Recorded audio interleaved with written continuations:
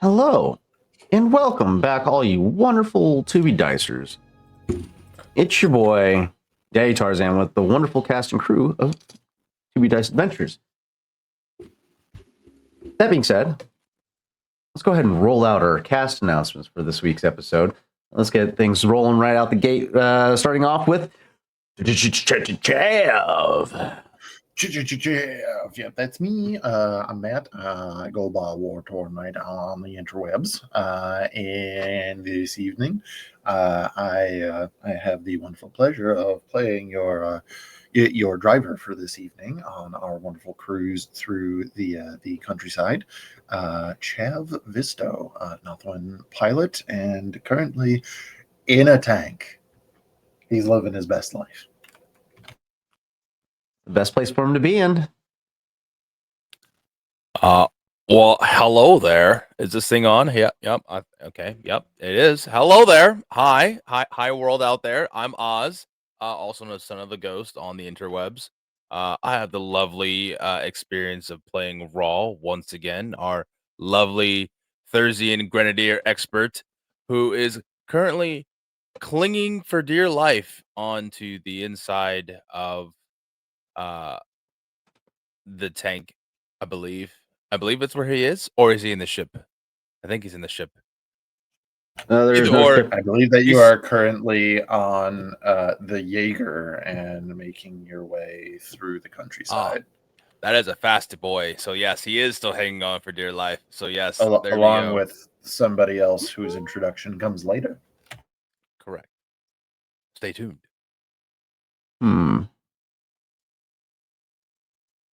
Interesting. Well, hi everybody. My name is Jay, also known as Jason V131 on TikTok, and I am playing Kesh, the completely innocent Chiss assassin, agent, whatever we want to call him. Completely innocent, did not, if you want to ask him, you just have to find him. Never did no wrong. So far.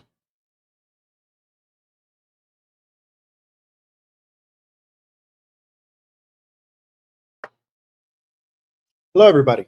It is me, Victor, also known on the interwebs as Victor the Story Weaver.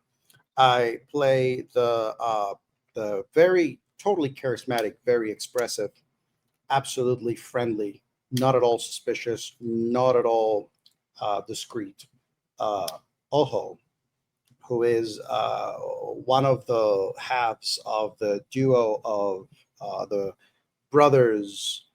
The Mudhorn brothers, Rawl and Oho. He is, as you can see on my title, says Assassin. That is just a cute nickname, I promise you. He is so harmless. And if you think that is not true, you probably won't see him coming anyway, so who cares? It'll buff out. That being said, I'm Daddy Tarzan 8285 on all social media platforms.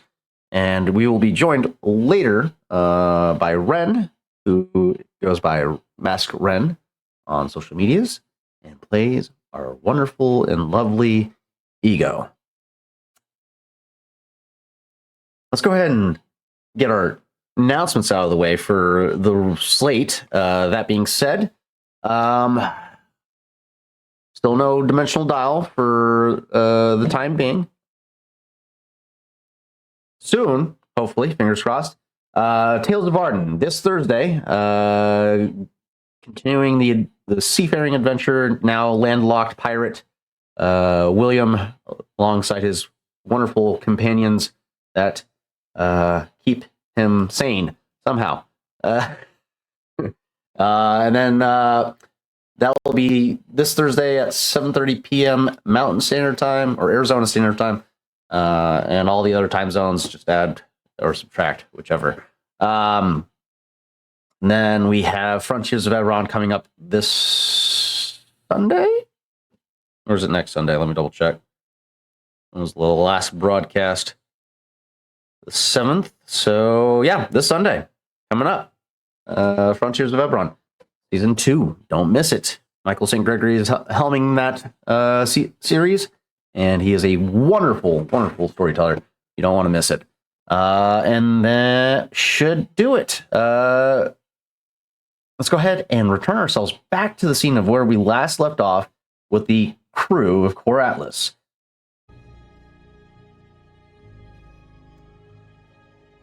The party strategized to infiltrate the Imperial Army forward operating base for Zesh, I believe is the Orabesh letter.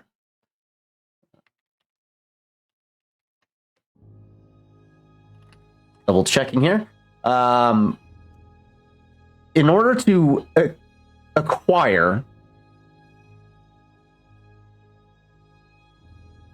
a vehicle known as a TX-225 GAVW combat assault tank.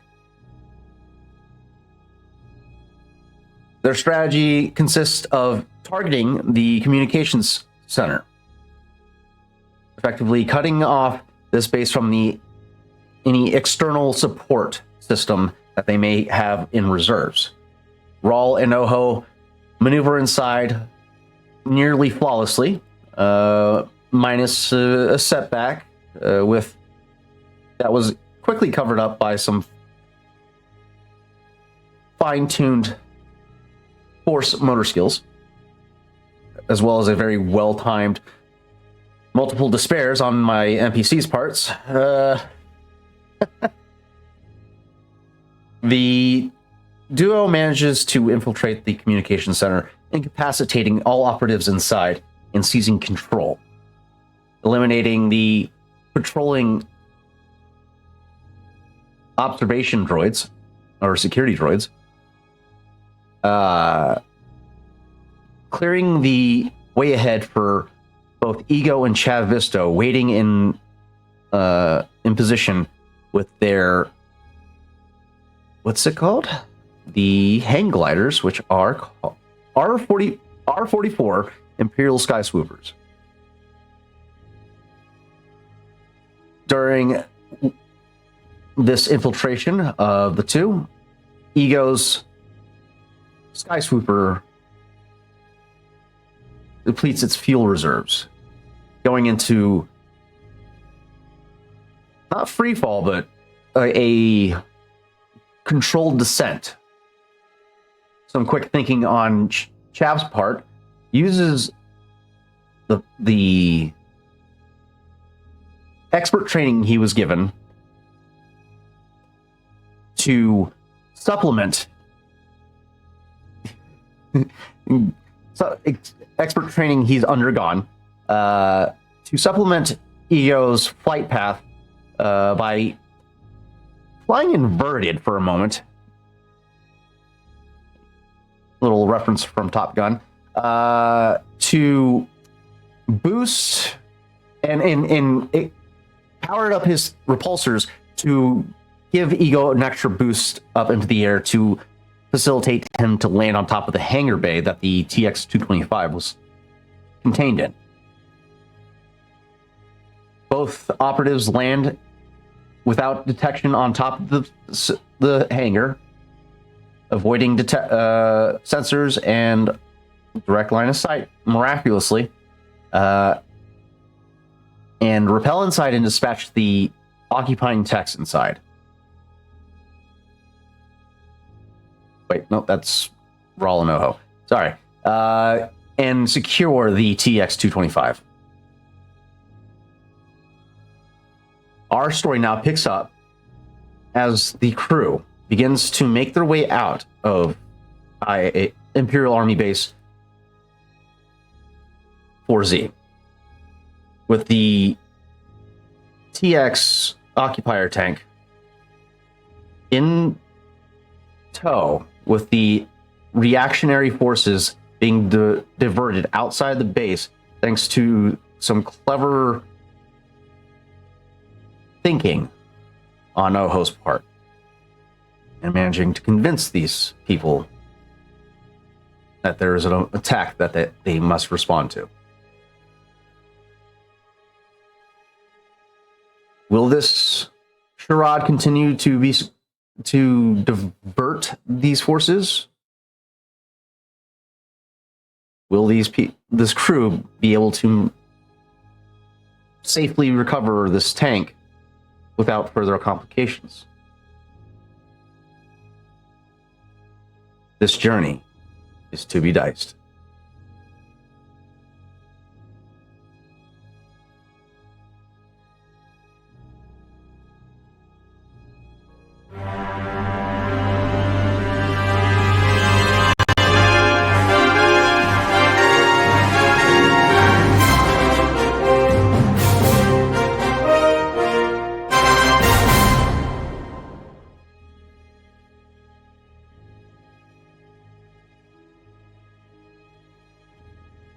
Let's go ahead and clear the initiative for today. And if my players would be so kind to go finish rolling our light side tokens for the day.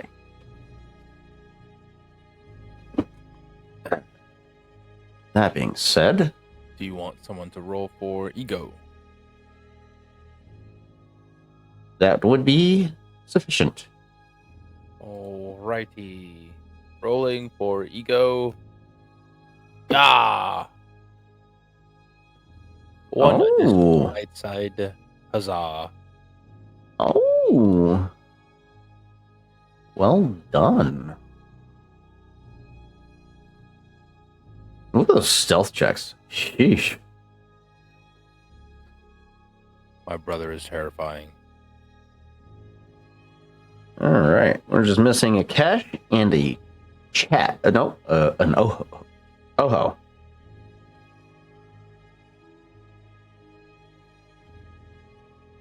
There. Ooh, okay.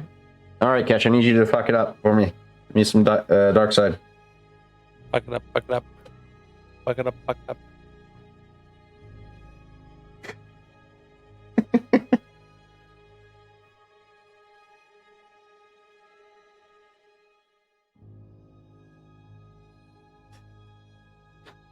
Waiting for it to load.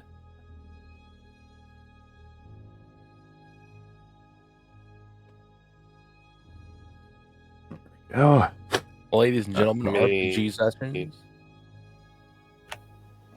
Please hold. Your force die is very important to us.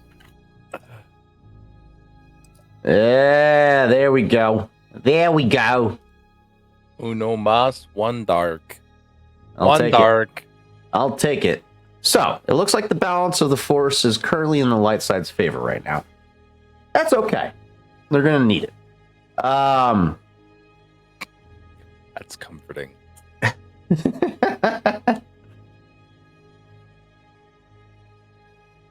go ahead and unpause the VTT.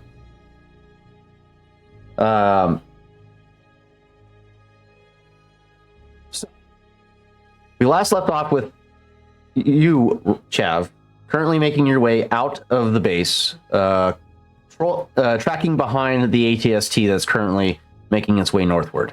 From your position, you see that one ATST seems to be remaining in patrol on base. However, it seems to have been devoted to the QRF team that's making its way out the north gate.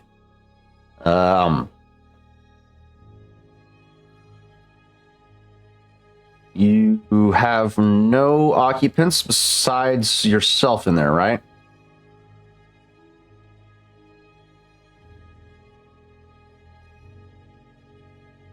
And ego. Ego flew out on Chav's Sky Swooper. Oh. We swapped Sky Yeah. Swoopers, so I have the dead one, and Ego's flying the live one somewhere overhead in a very sneaky way. Ooh, speaking of which, we should have them do another stealth check. No, we shouldn't. No, they did so good. That's a good point. Let's go ahead and have Ego do a stealth check as they make their departure from the hangar above the base.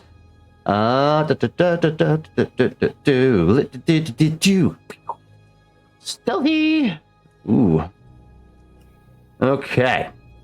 This is going to be a hard difficulty again.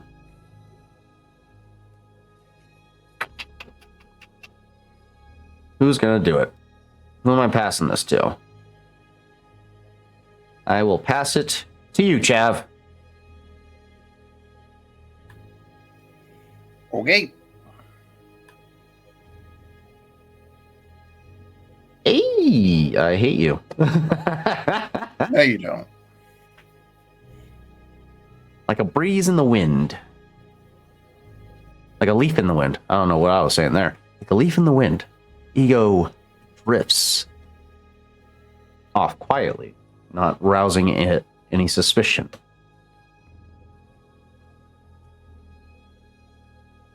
Chav, I need you at this time. What would this be? Let's look at knowledge here. I need you to perform for me a hard... Yeah, you have experience with military training. It's still going to be a hard difficulty, but I'll give you a boost die with your prior training. Warfare check. Warfare check, you say? Indubitably. With a boost die, you say? Indubitably. And you said a hard difficulty. Mm-hmm. All right.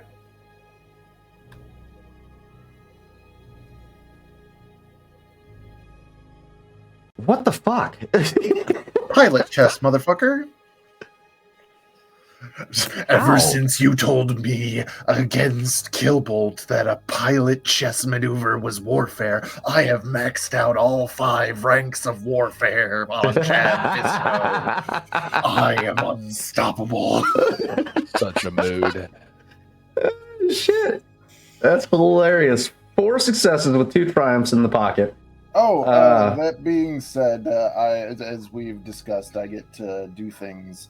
Where are those screenshots that I sent last week? Hold, please. Your triumphs and advantages are very important to me.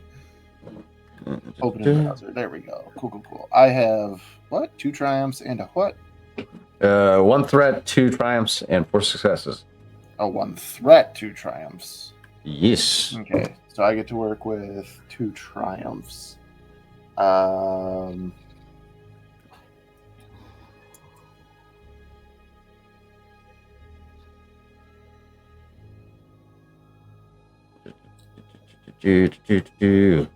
not technically, we're not in combat, so there's no real... Right. I would like to spend both of them to upgrade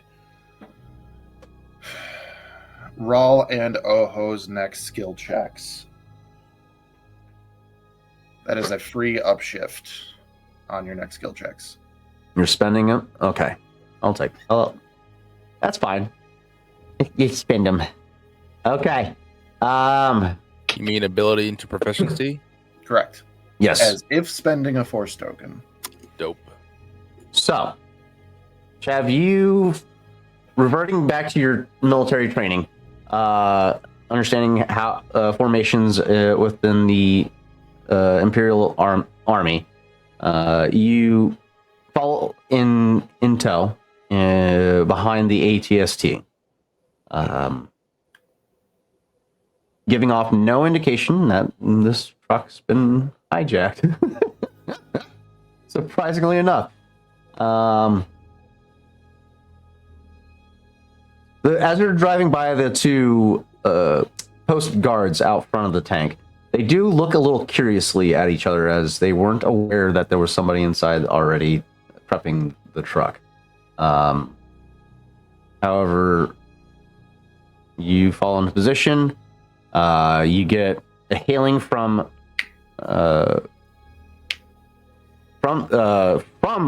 the QRF team calling to the truck. Let me fix my stuff real quick.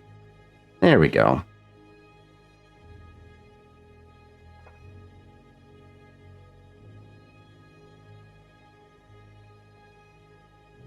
This is ARC Squad calling TX-225 GAVW Occupier. Are you in position and ready for deployment? As I don't want to be misquoted, as Chev went to the Imperial Academy, what would be the equivalent of 10-4? Affirmative. And in position. Trying to sound a little less like he's from Space Brooklyn. That's affirmative and in position.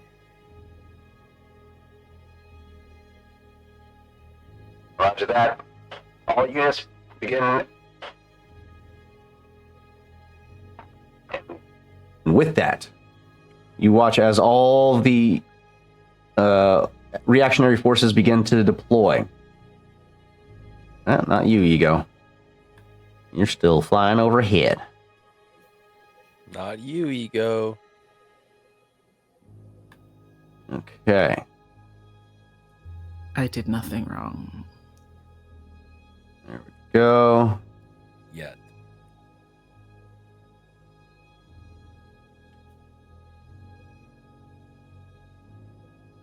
All right.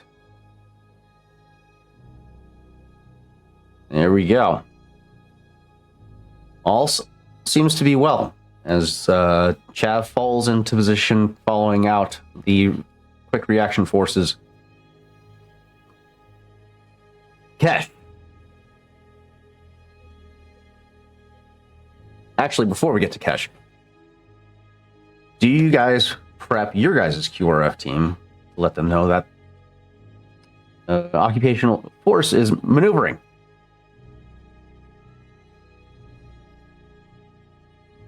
So you have ARC Squad, 1st Regiment, waiting outside currently. They were just told to wait? Or were they told to be on alert? They are your guys' backup. So last they were briefed, I believe, was you guys were entering the base, but they haven't gotten any word since then.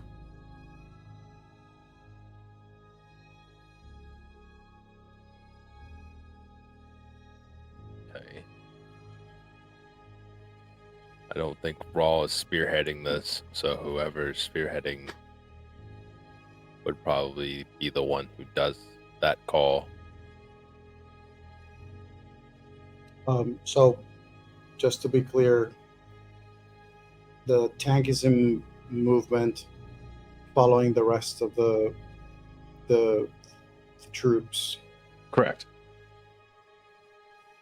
I think the first thing that Oho would like to do, potentially with the help of Raul's access to the cameras and all that stuff through the communications tower, is to get a gauge of what are the forces that are remaining at the base. Like, see if there can be a bit of a head count of like how much of the forces are going to be left here. And I think the strategy being to have the current group that is moving and advancing to the next outpost, to let that group get far enough from the base that if we tell the rebels and give them a signal to just come finish the job at the Imperial base, there is not like the group that left to the other outposts is not close enough that they can just turn around and they're here. Yeah.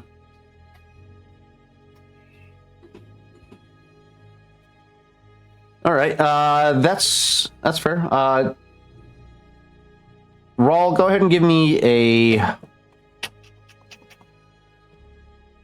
hard computers check I'd like to to go break get that. a. Gotcha. So you can to see if you can get an accurate count of the operational capabilities of this base. Hard.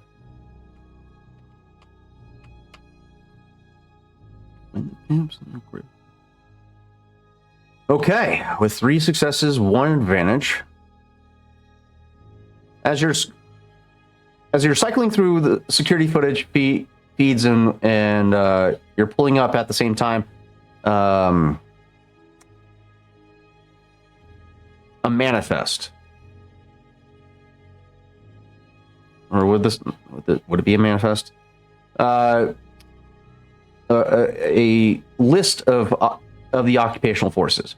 How many heads are in the base at any given time? What the dedicated security force looks like, and their capabilities and whatnot. Seeing that there's a dedicated security force, you count 8 individual. No, 10 security staff, 3 droids, and 1 ATST.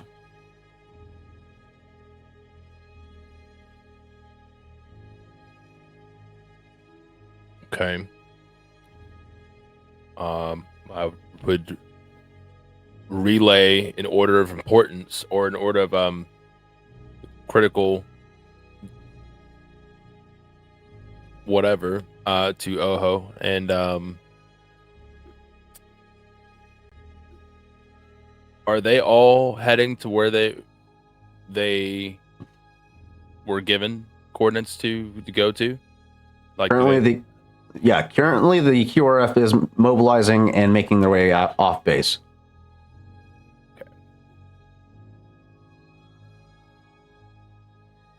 You're muted. Sorry, just to double check, the count was 10 soldiers. Mm. Was it what? Droids? There were droids and something else? 10 security staff, 3 droids, and ATST. That's just what the list has, accounting wise. Oh, ones that are left. Correct. They're staying behind. Okay. Oh, I lied. And a garrison or a squad of 7, so that's 17 total soldiers.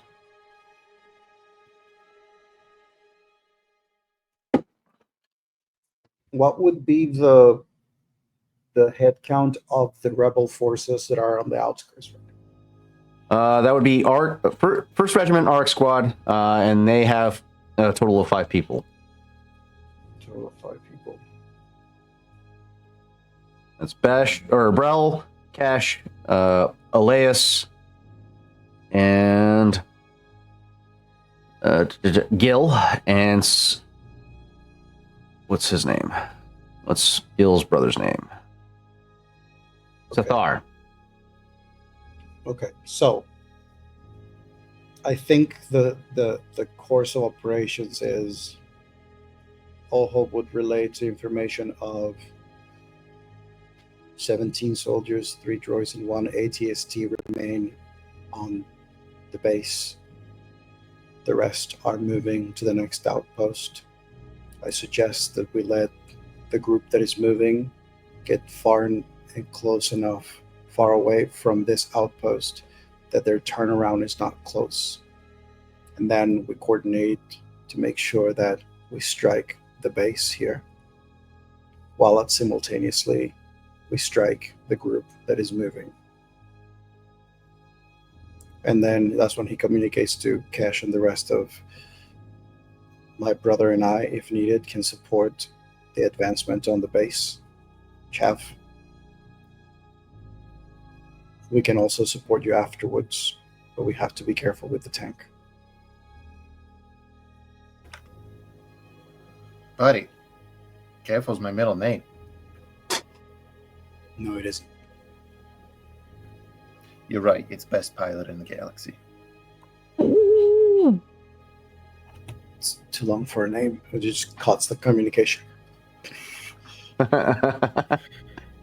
That's debatable. You just hear that's debatable. You hear of the comlink. So I think. So I Jeff think doesn't know if you complimented him or insulted him in that moment, and he's just going to start looking for the radio. So I think the way that this is going to go, or the plan he also has, is he wants to wait for the group that is leaving to go far enough. Mhm. He wants to start some rattling at the base, and then using the comms that he already did use for the platoons, basically say, go help the new outpost. The tank will be enough to deal with the ones at the base, to basically justify the tank turning around and actually coming back to the base, while the rest of the people keep going to the outpost.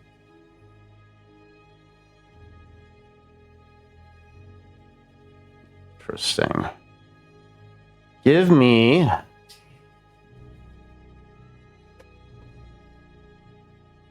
You're trying to call back the tank asset that they're deploying? Basically, the order of operations of this would be get Kesh and his team in position, Hmm. potentially before any orders are given while the platoon is leaving the base. Raul and I probably trying to figure out how to take over the ATST first.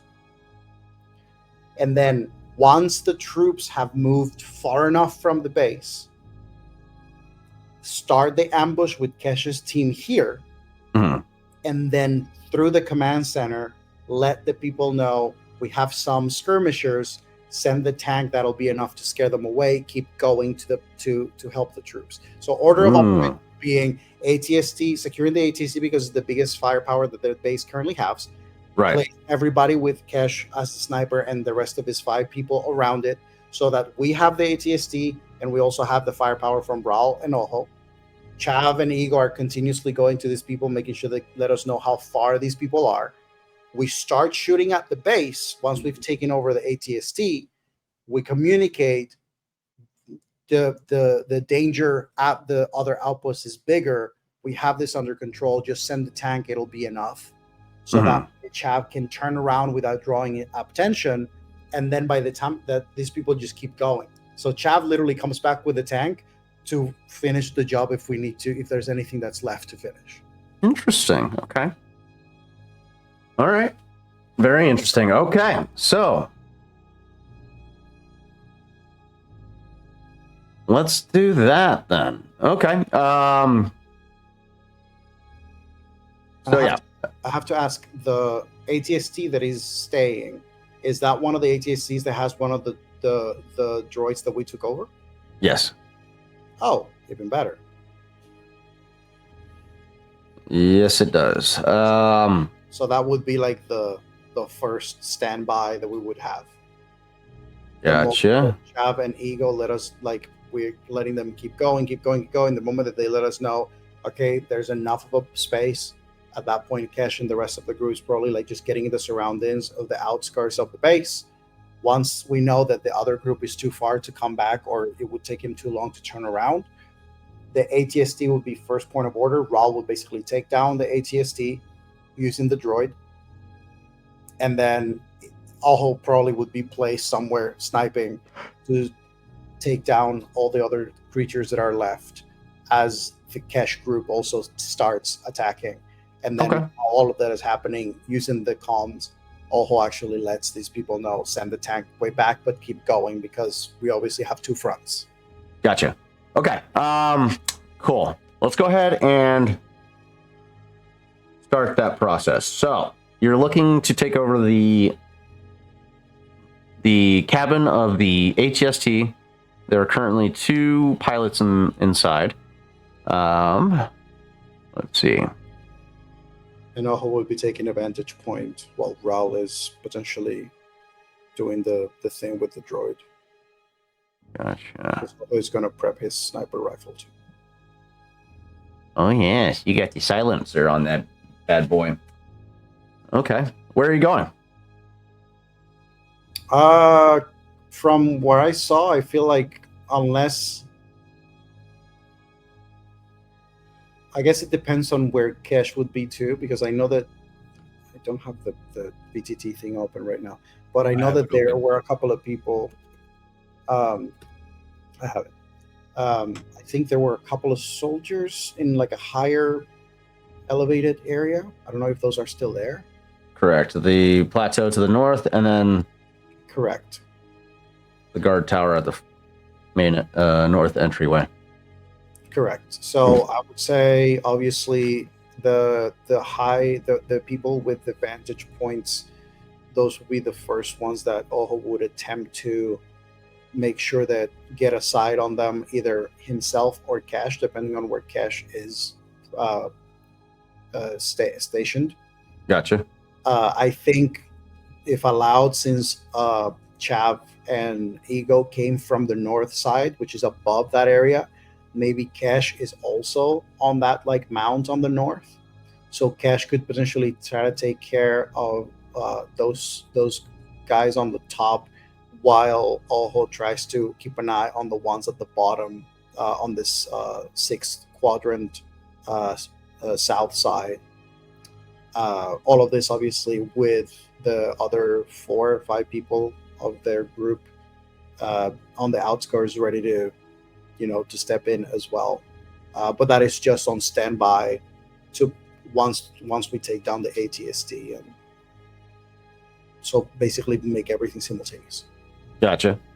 Okay. So yeah, Cash, you get Arc Squad gets the heads up from Core Atlas to prepare for infiltration.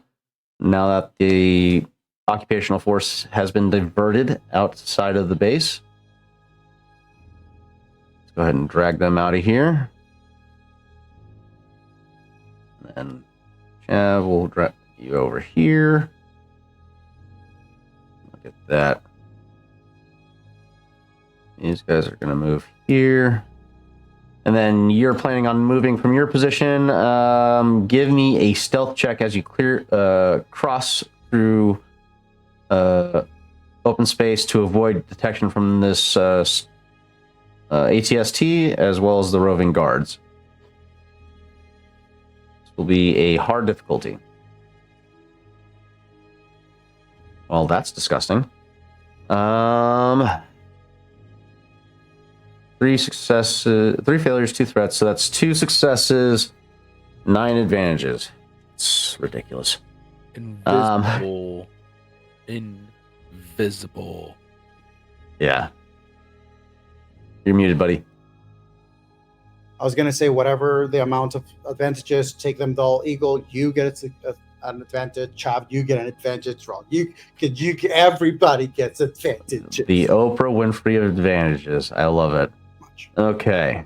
Seeing the layout and seeing how much open space there is, you obviously choose the more obscured path to facilitate this movement. So you dip around this the comm center behind the ammunitions center and make your way towards a ladder that leads up. Way though, because if Cash is taking care of the guys on the north, I'll take care of the ones on the south. Okay, that's what unless it makes sense the other way better. You tell me. Either way. The one to the south is a lower position. If you go towards where Cash is going to take care of the guards up north, that'll at least give you a elevated position to overlook the base. Fair. Let's do that then. All right. Okay. Cash, you've been lining up your shot and preparing to take care of this individual, or these 2 individuals. Who would be taking the shot with you? Who's pretty rangy? He's got medium range. That's Blessed Carbine. Elias, how's he looking? He's got a holdout blaster. He ain't looking that great. Gil, light blaster pistol. He's not doing that.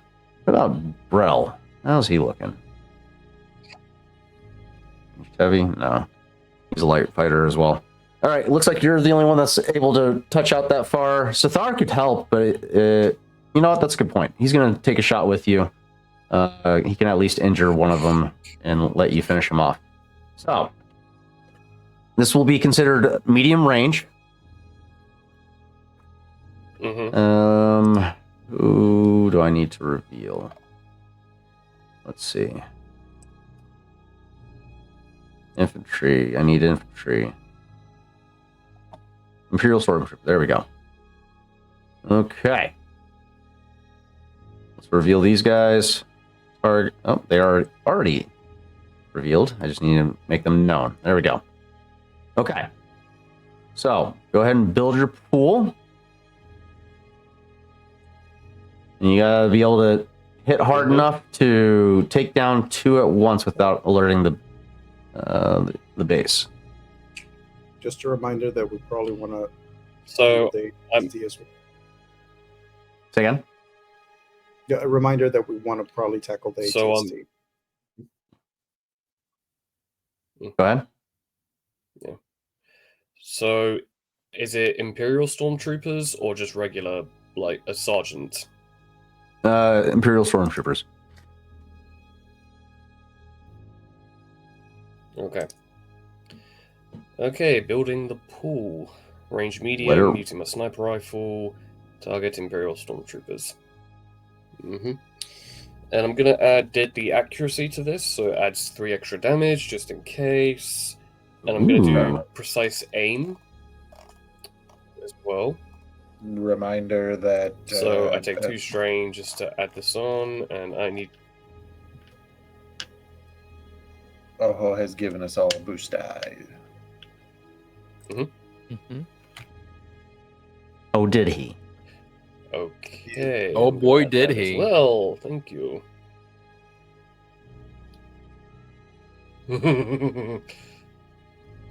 Zarek. Yeah, so it's going to reduce the target's melee and range defense by 2. So Oh, goody. this guy's going to have -2 to their defense. Mm-hmm. It's a good thing they don't have any. Yeah, okay. It's Ooh, Jesus. Okay. That's a crit, baby. just added insult to injury.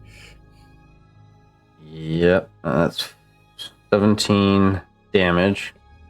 Okay, okay, then I'm just gonna add my 4 marks of lethal blow, so add a 40 to that critical injury. 4, buddy. Yeah. I'm ripping through these 2. You got the accurate quality. This Hmm. man said, I'm just gonna lay my Yeah. 4. Oh, boy. Oh, man. Bleeding out. Yes. Yeah, buddy. Bleeding out. What does that look like? Oh, they're on the brink of death. Why do I feel like 17 damage. Tess just ripped pulls up. out the rail gun. That's 12. Yep. It's just a standard Eastern Team D sniper rifle. Oh, standard. Yeah, it's just standard. It's all 2 shots are fired. 2 bodies Oh. fall limp to the ground, lifeless. Congratulations, you successfully taken out the 2 of them quietly.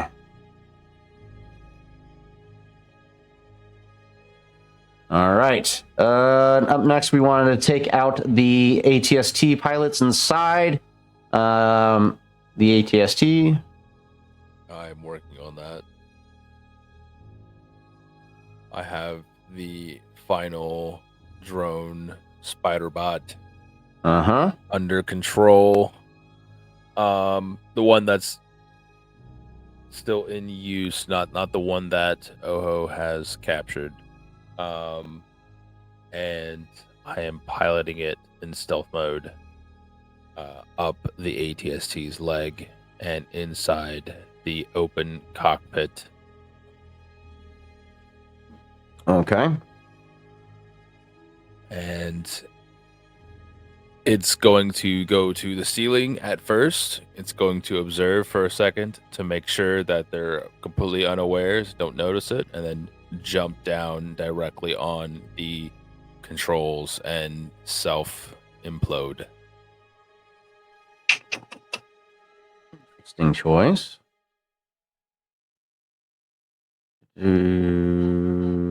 Taking out the control system of the ATST.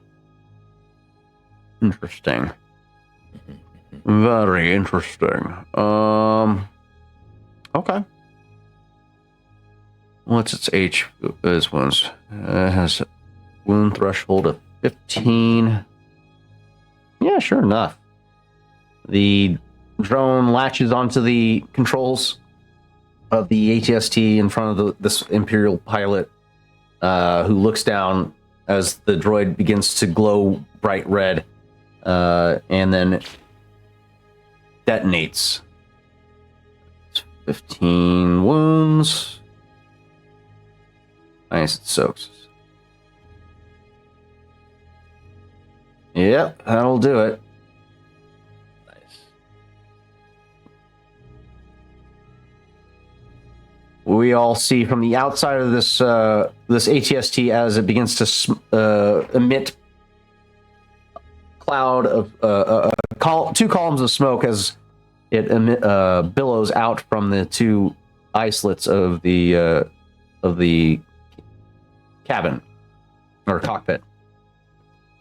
The ATST begins to wobble and then topples over as it no longer has anyone in control of this thing.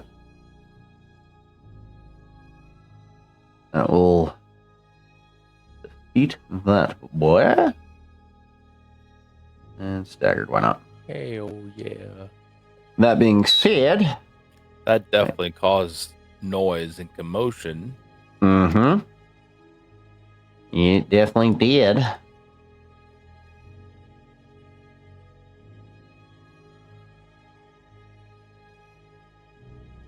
remove these, thank you. Okay. What the hell? What is going on?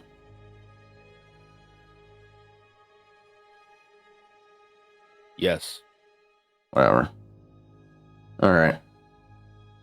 Too many things going on here. I don't like it. Alright, so these two, hearing the explosion, come rushing out from in front of the command center. These two, seeing the explosion, come rushing up as well. What is your plan, my friends? What's next? Ego, I need one more stealth check from you as you make your as you clear the base. Or are you planning on staying in the base as well?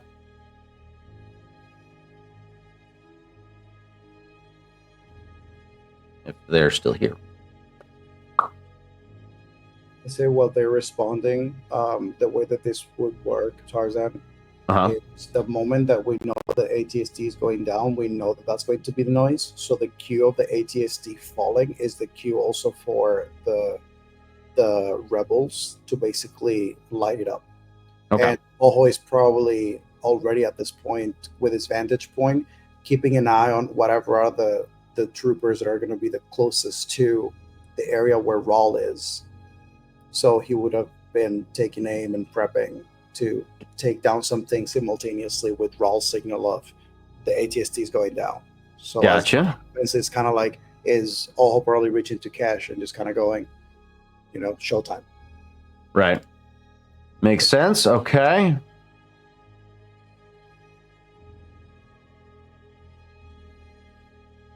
Whatever.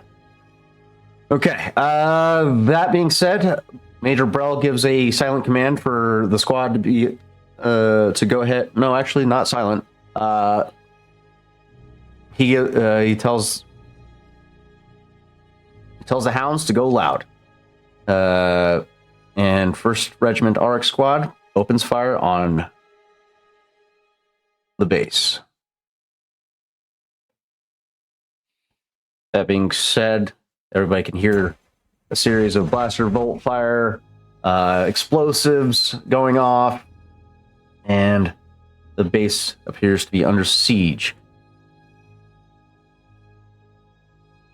As that happens, a siren goes off.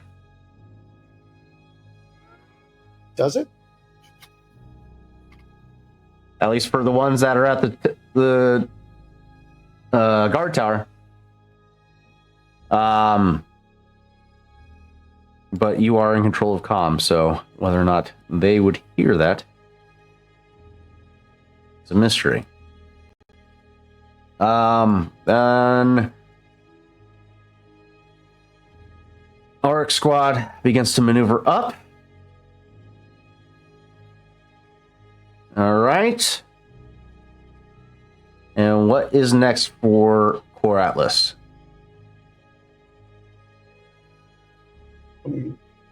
Probably We need to take. get the. Go ahead. No, I was gonna say. I mean, at some point I'll take obviously shots to start thinning the herd more.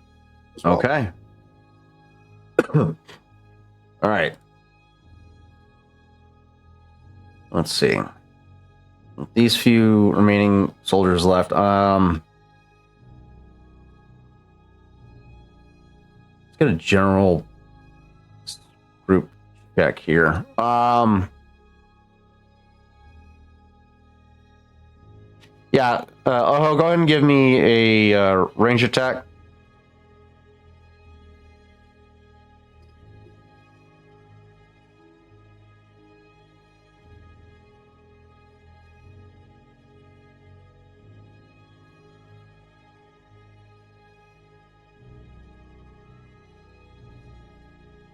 Am I targeting something specific?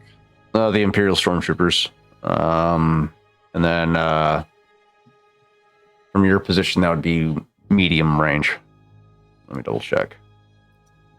Why do I always can't find Yeah, medium range. who target these people? How do I target somebody?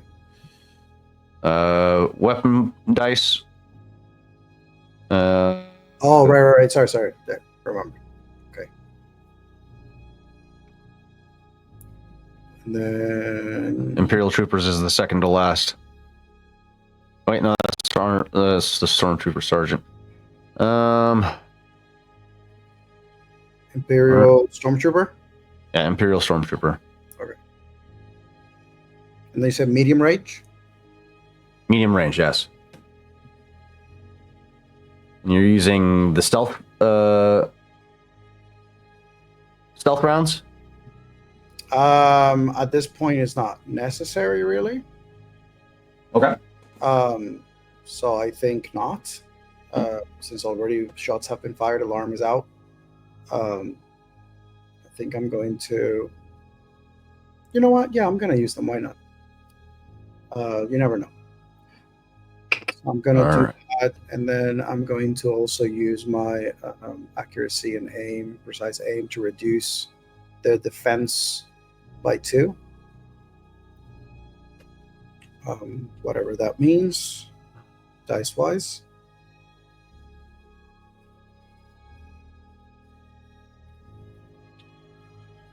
Holy shit. Okay. For advantages, damage 13. That's a crit. I can put 2 crits in there if I wanted to. And then, because of that, critical injury is going to be plus 40. Gotcha. Another shot rings through the air. No, he doesn't. Go ahead. What's your lethal blows rating? Plus 40.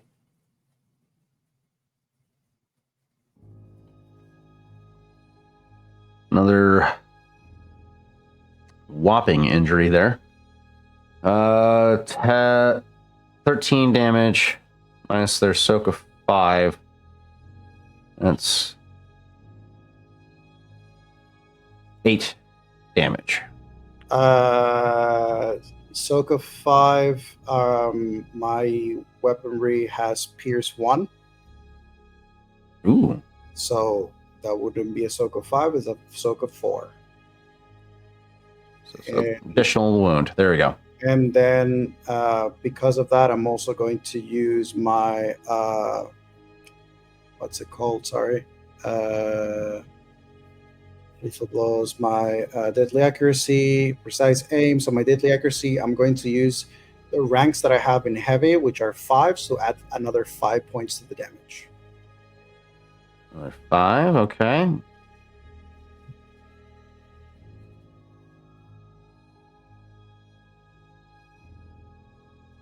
All right.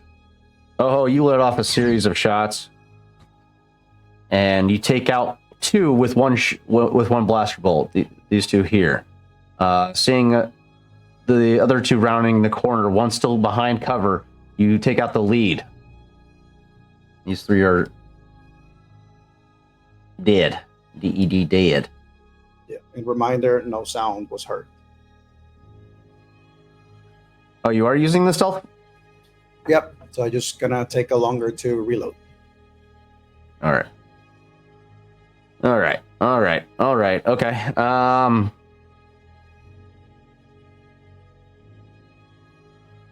So instead of 2 shots, you only fire off the 1.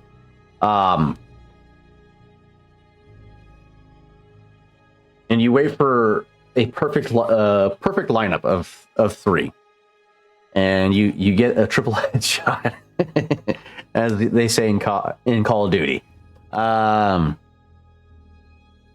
Beautifully executed. These 3 fall lifeless on the ground. Put them lined up like that. As this one was rushing out, sees his 3 companions get downed in 1 shot.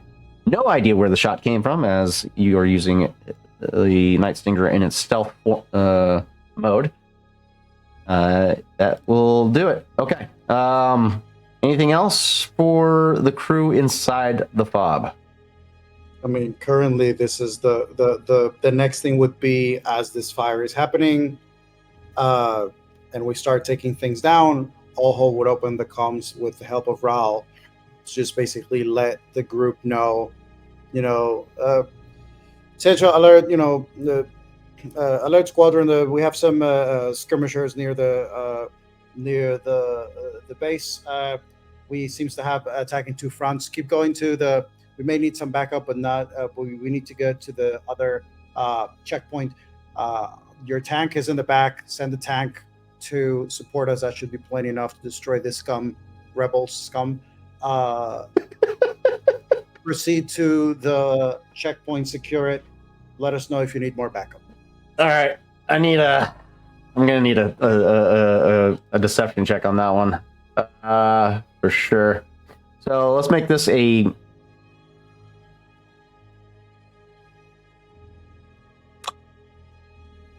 Make this a hard. Let's do daunting. Let's do a daunting deception check. We'll see if you can pull this off. Cashing a token. And using my advantage given to moi. Ooh.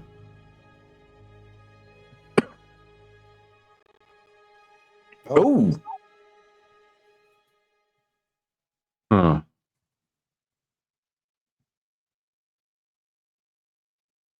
What does that look like? It's 2 advantages, 4 failures.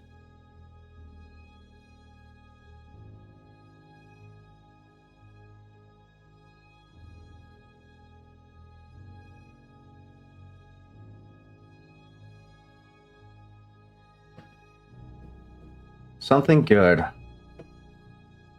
but it's a hard fail.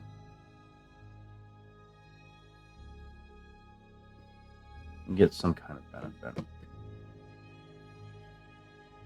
Base command, this is Arc Squad Commander. That's a negative.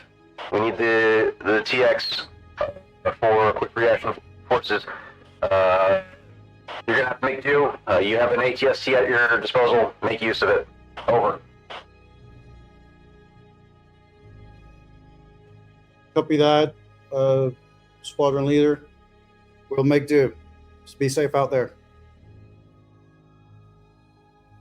And with that, does not seem to react, but it does not turn out the results you were looking for. I'll probably just reach out to Chav. You might have to be going a little further with the squadron there.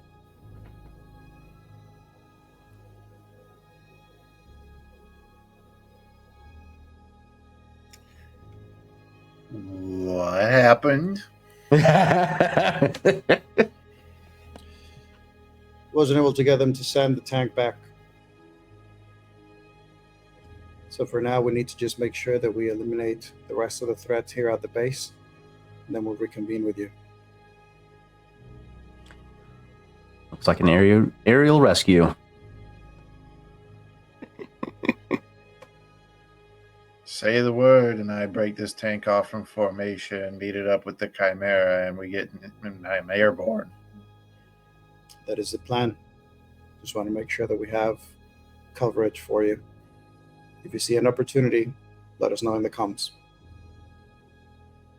All right. And Chav will be looking for an opportune moment to sneak away with a tank. That's going to be a very hard opportunity, but we'll see. For you, Ego, what's your what are you trying to do? Are you continuing to make your way out of the base, or finding another position to help out?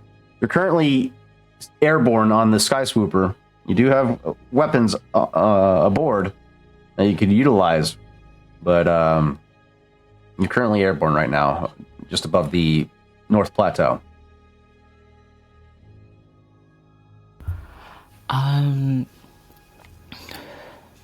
Does it look like the rebels need my help?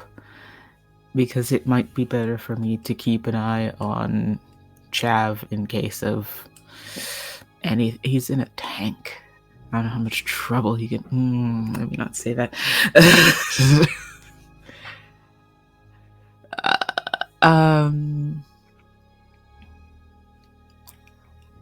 I think between Oho, Raw, and the Rebel team, I think they probably have it. So I'm gonna follow after Chav. Okay.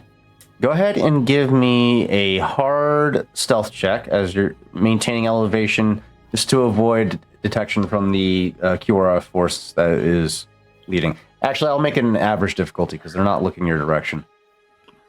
Stealth. You know, my character is about being seen. Oh God. And then I'll give you a boost die based on how far back you're going to maintain your position. Stealth. Average. I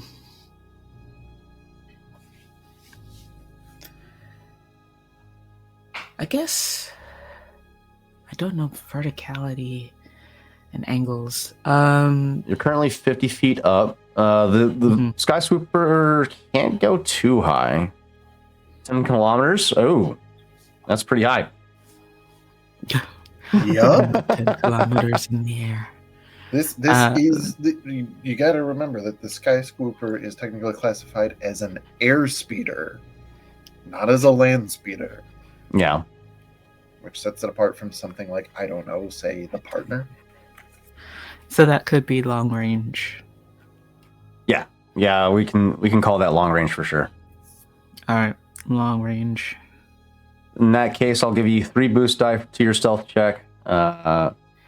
Sick.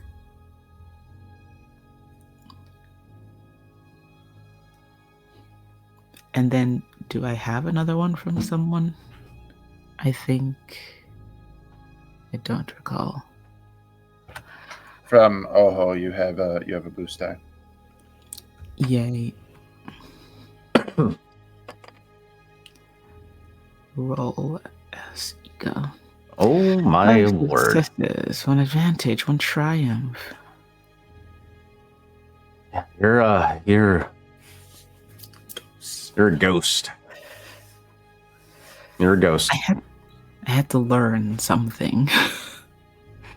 So you ascend to a long range position in the sky. The vehicle you're on and your small form, it's going to be hard to spot you without actually looking for you. But you got eyes on this convoy as it's making its way northwest towards another Imperial base given to them by Oho. I'm looking to see, because I'm guessing I can hear that Chav's not turning around. So I'm looking to see what would be good vantage points for the Nothuan Chimera to maybe come in every now and then relaying back that to Chav from the sky.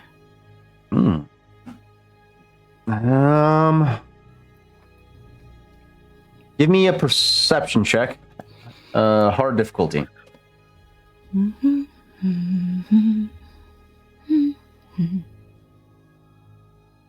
Oh, and you had 3 more boost die from the handling for the Sky Swooper.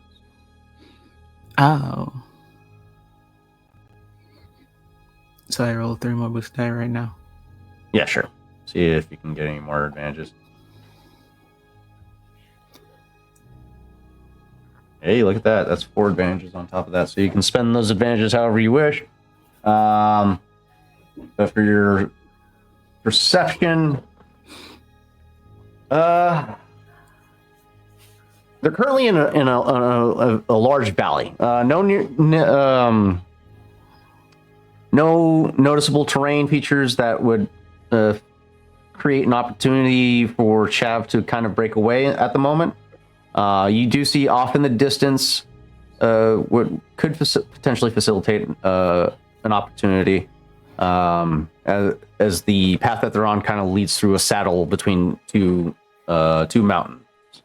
You could potentially create some type of rock fall to separate the occupier from the rest of the convoy.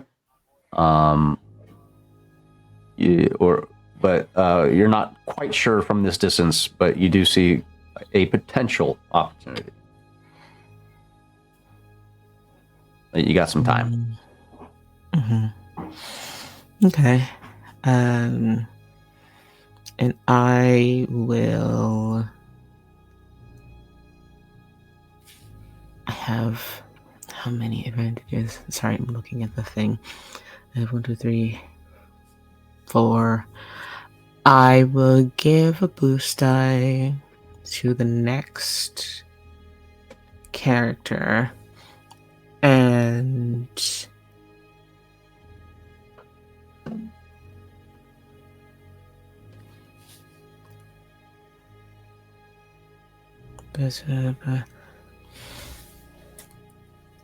I can add setback.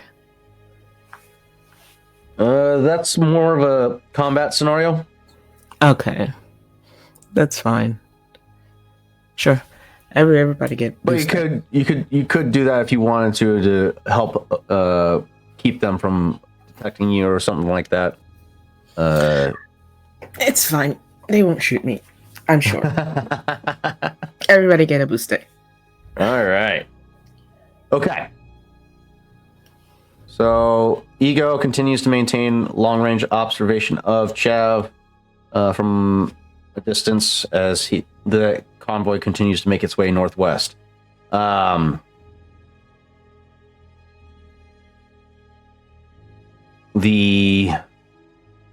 Auric squad is going to penetrate the north gate at this point in time, laying down suppressive fire on the 2 security forces in the main guard tower.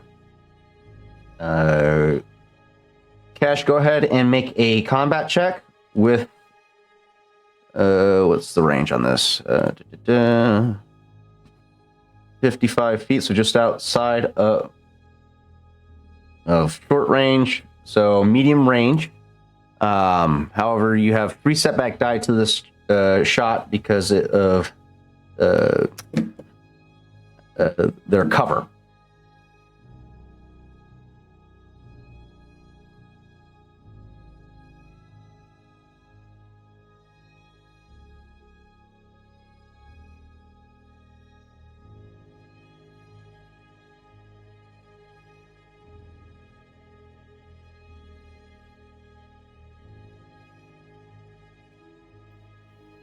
I did not realize I was muted. Does Auric Squad also get the boost? Depends on who Ego gave the boost die to. This is a... They gave it to us, so probably not. Whoever was next. So, if you wanna use it for Orc Squad, it's fine. I don't mind. Yeah, I would say. Yeah, that might be a good idea.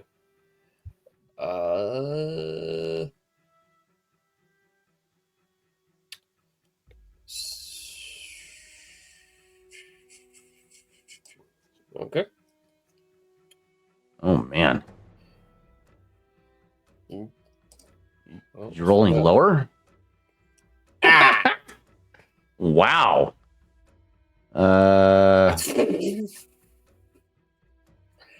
Bear in mind, thankfully, that is not me. That'd be my team, who Kesh is currently cursing in Sillin. Yeah. Can you roll any lower? How dare you? The Imperial Stormtroopers are just as bad. They're dug in pretty good. Okay. Ooh. Gil can take a shot. He's got a medium range pistol. Let's see how he does.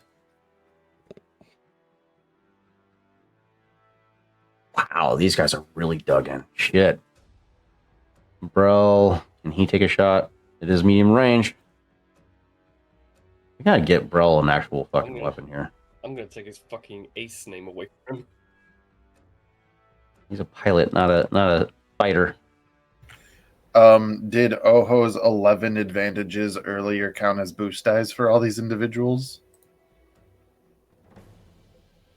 Because I don't think that Ego had enough to spread around, but Oho definitely did. We'll go one each. Let's see.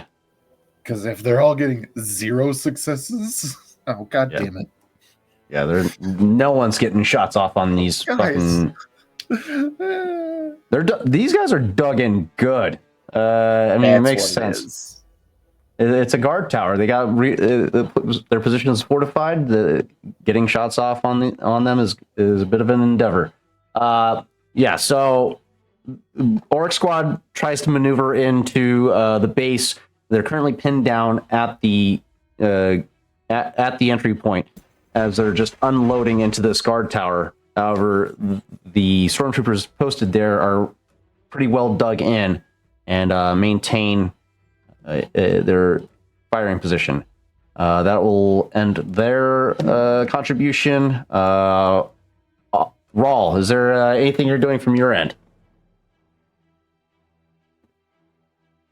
Ooh, and then the foot patrol is probably going to react to that too. Let's give them 50 feet as they move up.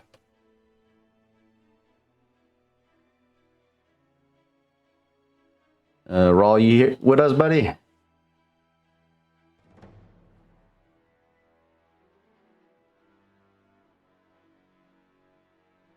All right. We'll continue and come back to him.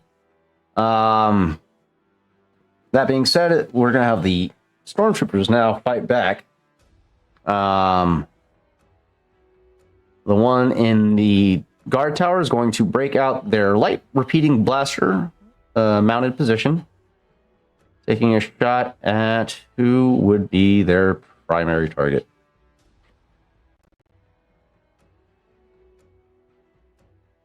This is an automatic fire, so that increases the difficulty by 1.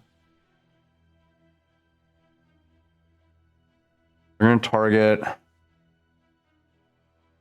Let's see. Everybody's behind cover. Let's roll a d6 and see who's going to be targeted first.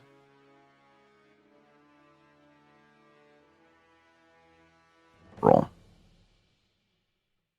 That constitutes a reroll.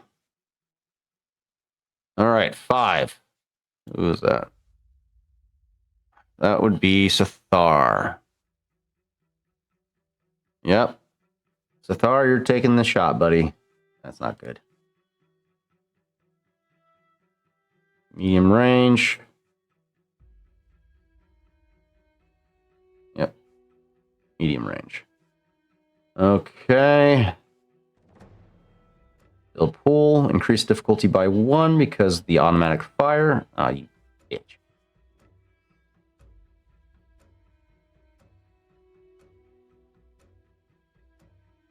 All right. 2 setback die for cover. And roll.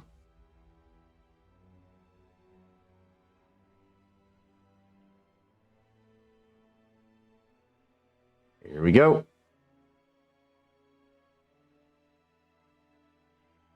Ooh, no. So, Sathar and one other person's taking a hit. D4. 3. That's going to be Yukesh. So both you and Sathar take 13 points of wounds, minus your soak. I got 1 triumph, so I'm going to crit on Sathar. 13 points of wounds minus 5 is 8. Ooh, man, he's hurt.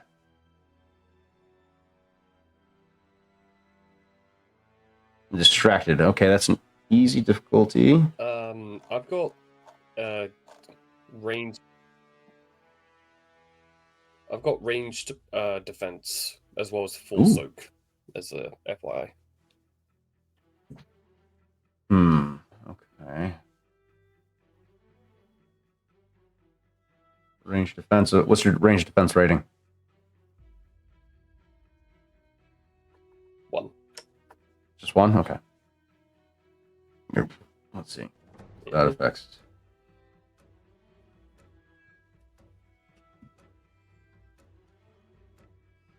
Come on.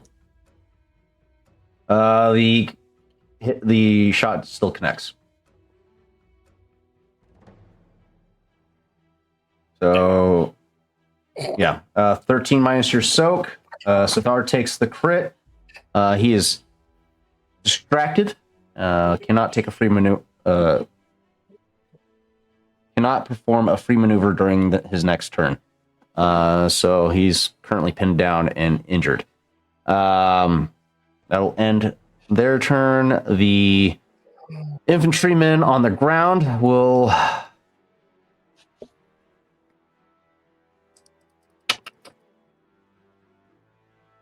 they're going to get into position and take shots as well. They got a blaster rifle. They're going to take a shot at Major Brell. Medium range. He's got a half cover. 2 setback die. Let's see how they do. That's also a hit for 13 points of wounds on Major Brell. All right. That's also another 8. All right. Not looking good for our squad right now. That will end the Imperial's turn.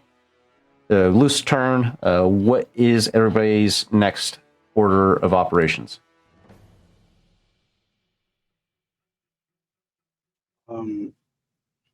I would say if noticing that the situation at the front with the squad, I guess I'll cover that Okay. I mean, what am I looking? What is the? Are there any troopers near where Rawl is? There's one still by the ATST. There's one still by the ATST. Correct. Okay. It's still by the ATST. The ATST is down. These guys are down. It's just him, and the only fire that they have heard is the fire from the tower. So I'm going to just trust that I don't have to worry about this guy just yet. Okay. So I'm going to turn my focus to the group that is attacking the squad Okay.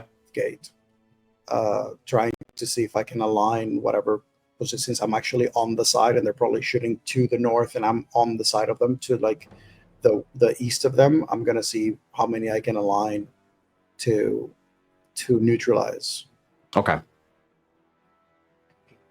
Go ahead and let it rip. So Imperial Stormtrooper, yeah. Yes. And then is this still medium or is this? For your position, you're probably going to relocate, right, to get a better vantage point. Yeah, whatever relocation I would need, I would do. That's within 40 feet, so this would be short distance.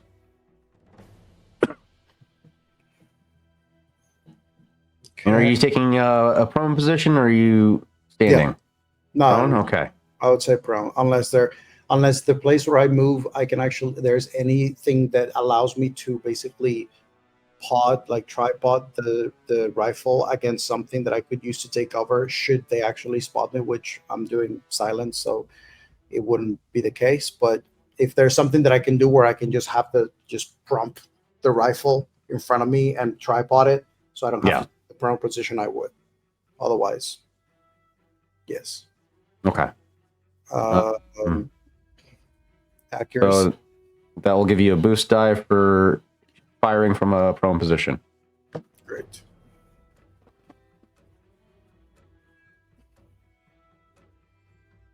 Whew. Ooh. Fucking hell. Fucking hell, my dude. That's a crit. Shit. Yeah, That's another 16 points of wounds against Ahsoka 5.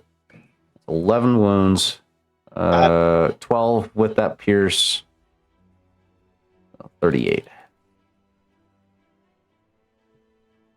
All right. And then you got on the another crit. Another crit there.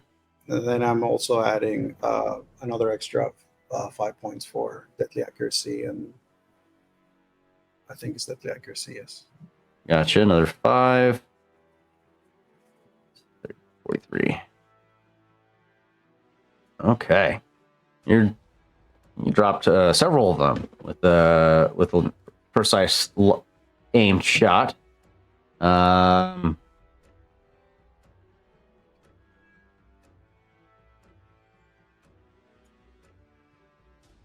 One goes to you line up a double shot. One the stormtrooper at the front, about ready to open fire on RX squad. As the bolt pierces through the first stormtrooper and impacts the second stormtrooper, his shot, as he goes to shoot, he flails his blaster to the side after getting impacted in the left shoulder, and ends up shooting the stormtrooper to his right in the head, killing all three of them instantly. Good shot. Okay.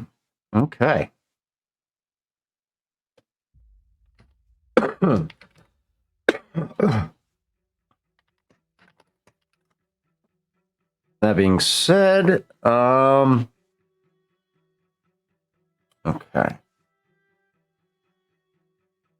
Raw, what can he do? Guess he could probably rush out and take down that last stormtrooper.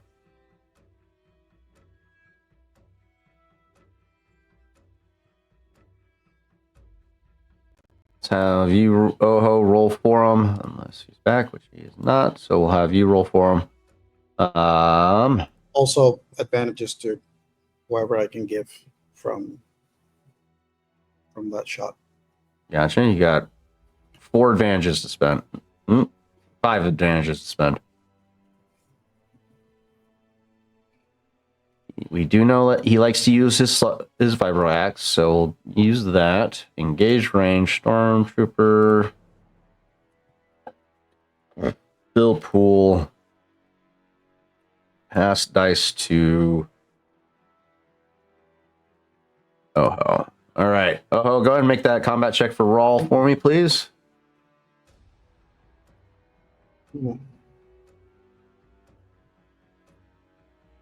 You're gonna have to give me a moment because sessions swapping characters is a Oh, whole. I already passed you the dice. Oh, then you're gonna have to wait for this refresher thing that I just clicked to happen because it wasn't showing me the die anyway. Sessions doing great, guys. It'll buff out. Really? This is not doing anything. Sorry.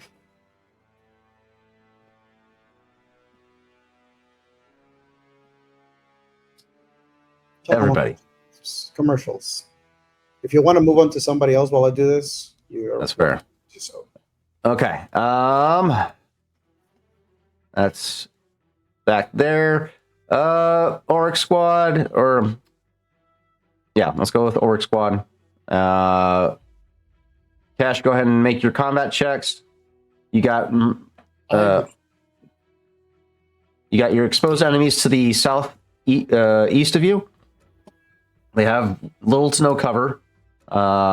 They do present an easier target. However, you are still receiving sustained fire from that guard tower. So you'll have a setback die from them trying to keep you pinned down. Mm-hmm. I'm aiming for the guy in the tower. I'm aiming for the guy in the tower. Okay, go ahead. He Take out that dropped me light to repeating gun. half my he dropped me to half my. Yeah, it's not looking good. Okay, built the pool. Yeah, adding a boost die because of adding boost dies and adding deadly accuracy. Also, suffering another 2 strain to get precise aim rank Gotcha. 2, so it removes 2 armor from that. Can I add anything else to make this easier for me? Well, I have deadly accuracy, but I don't think that will match here. Okay.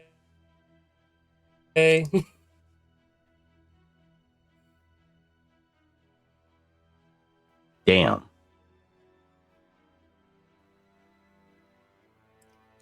Come on. What am I looking at? Oh, but I didn't hit it, I Damn. triumphed. Damn. I'll turn in that triumph immediately to get a success, to get a successful hit. That triumph was already Actually, you know what? calculated into the total. No. I'm gonna You guys do have extra. I'm gonna use my Yeah, I'm gonna use my natural. Well, I'm gonna use my natural marksman to re-roll that Oh, there you go. before adding anything else. I have natural marksman, so I'm gonna re-roll because fuck that. How many boost dice can I add to this? Because fuck that. You can, yeah. It costs 2 advantages per boost die to add. Okay, And don't forget the 3 setback for cover. The 3 setback for cover. Yeah. Okay. So with those Okay. advantages, you can cash those in to give yourself an Nice. additional 3 boost. So you're rolling with 6 boost die in total. You still have that triumph pocketed. Mhm. Yes, I do. Literally, like, Oh, This motherfucker thinks he can try and blast my chest open. all right. 19 wounds. That's a hell of a shot on the guard tower. And I did I'm doing deadly accuracy. Yeah, doing deadly accuracy, so that adds an extra 3. Extra 3. So 21. All right, good shot. 21 points of wounds against Ahsoka 5. That's 16 points of wounds. My Okay. eye was just fucking twitching, and with those, just You took down 3, it looks like. So, well, can it be shooting that guy in the light repeating blaster, like banks it away and hits like 2 in like rapid succession? yeah, that's kind of how it works out. Yep.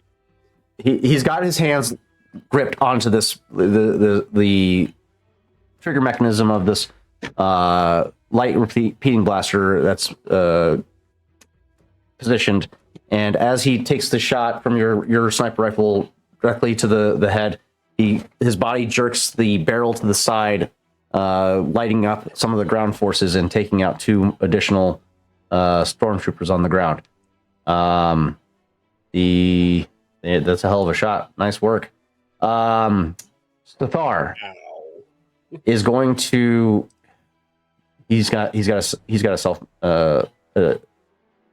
self heal himself before he can heal others. So he's gonna give himself a stim pack. It's gonna cure immediately 5 points of wounds. So that brings him down to 3. He's going to maneuver in position behind Major Brell, who's also taken a significant hit, and is going to prepare to heal him with a stim pack as well. But he can't do that this round, so he's going to get directly out of line of fire, so he's not in immediate danger for the time being. That'll end his turn. Elias is going to take a shot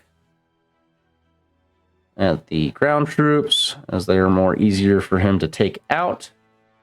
Are they within short range of him?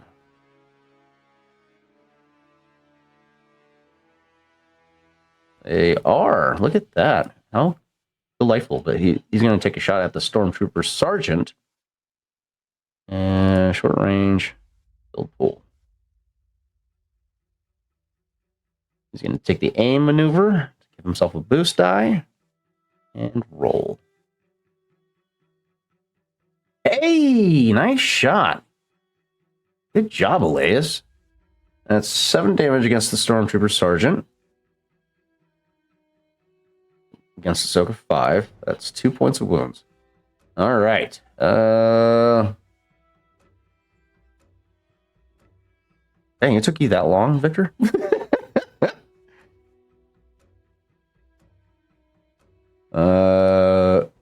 Brell's gonna do the same thing.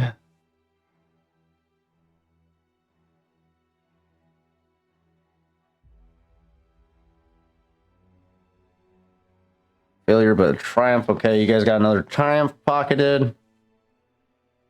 Gil. Let's see how he does. And target the stormtroopers.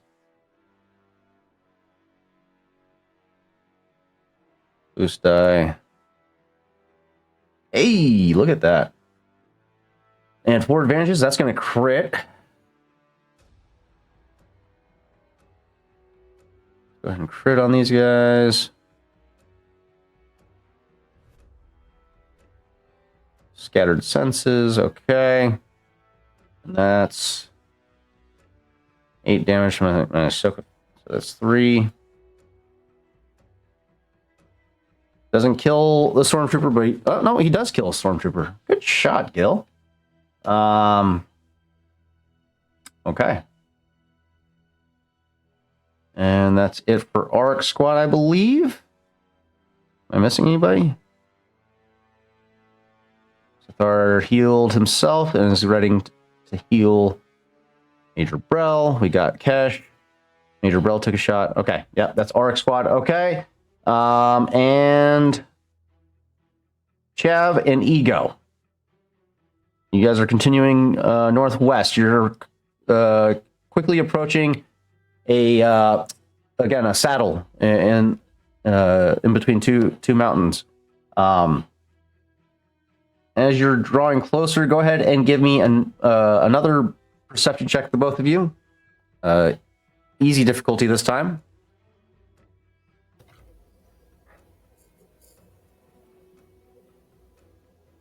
Instead of rolling, can I help Ego? That's fine. Okay. And Victor, Is that a boost die? yeah, that's a help boost die. Rawl did 9 damage. Any crits?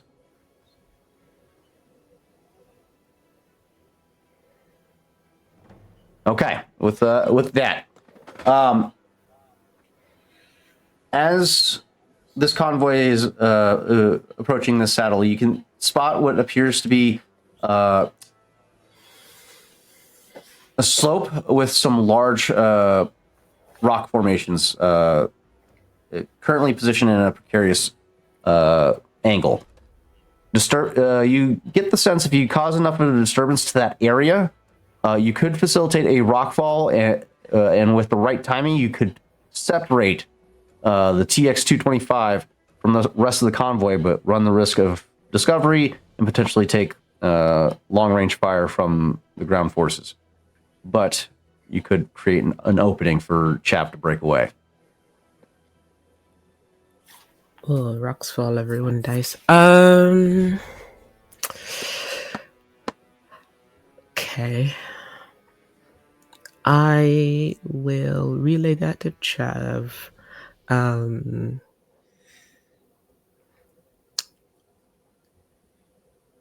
Sure. I will try to do a thing. All right, what's this thing?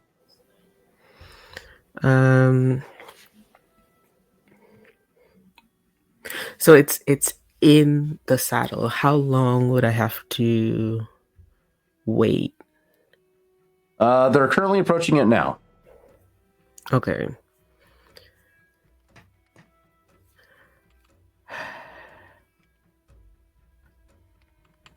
And it's just shooting at a particular angle to cause a rockfall. Yes. Just to do it, you'd have to perform a gunnery check. Not good at shooting things. But nothing beats a try but a failure. Okay.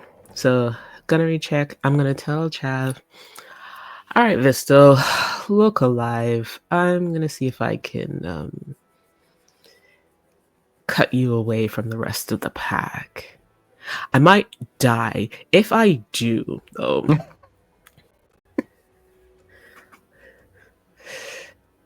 Nah, I won't die. It's fine. All right. Gunnery check. I'm gonna use my this has historically never worked for me. I'm gonna use my once per session works like a charm, so I can use presence instead to roll that gunnery check. Ooh. Ability. So I have no ranks in it, so it's just one more die. Oh boy. What was it? It's difficulty. Your position is long. Mm-hmm. The gunnery check. Oh, it's planetary. It's planetary. You're currently at the weapons only reach out to close, so that would be. Okay. So I can move into close if I do 2 maneuvers. Yes. Okay. I'll do 2 maneuvers, move into close. And then the difficulty is nicer to me. That would be I think that's average difficulty. Average. Yeah. I do have a triumph. So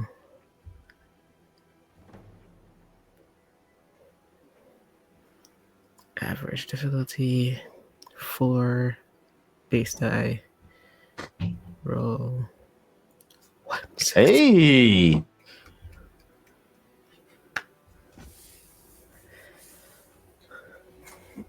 Nice work. Incredible.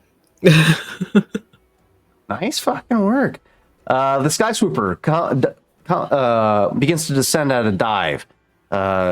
As you're descending in towards the saddle, you watch as the convoy begins to crest over that saddle and dip down to the other side. You see Chav begin to slow his approach, facilitating this opportunity to create a window for him to break away. You pull the triggers on your Sky Swoop and fire into this mountainside, impacting into this formation of rocks that are precariously angled, and the rocks begin to give way and slide down, creating a rock fall.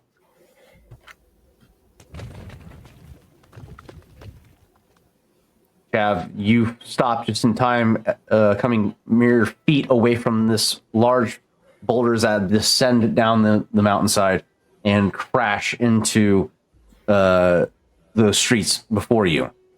Several small boulders roll between some of the ground troops.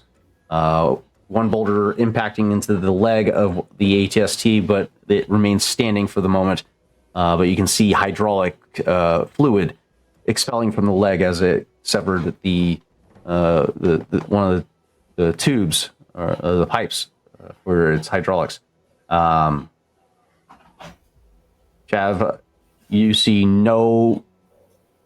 You could potentially, with your skill, you could potentially clear this if you wanted to continue pursuit with this convoy, but this does create the opportunity for you to break away. Tarzan, did you just recommend to me that after Ego succeeded a perception check to find this rock formation and also succeeded a gunnery check to collapse it in order to cut me off from this convoy so that I might break away from it, are you suggesting that I clear this rubble to continue following the convoy?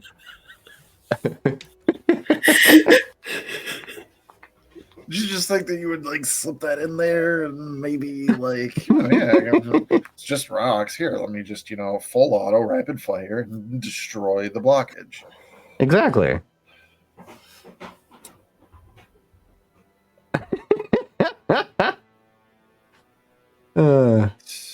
Tarzan, I will do you one better. Oh, yeah? Yeah. I will do you one better.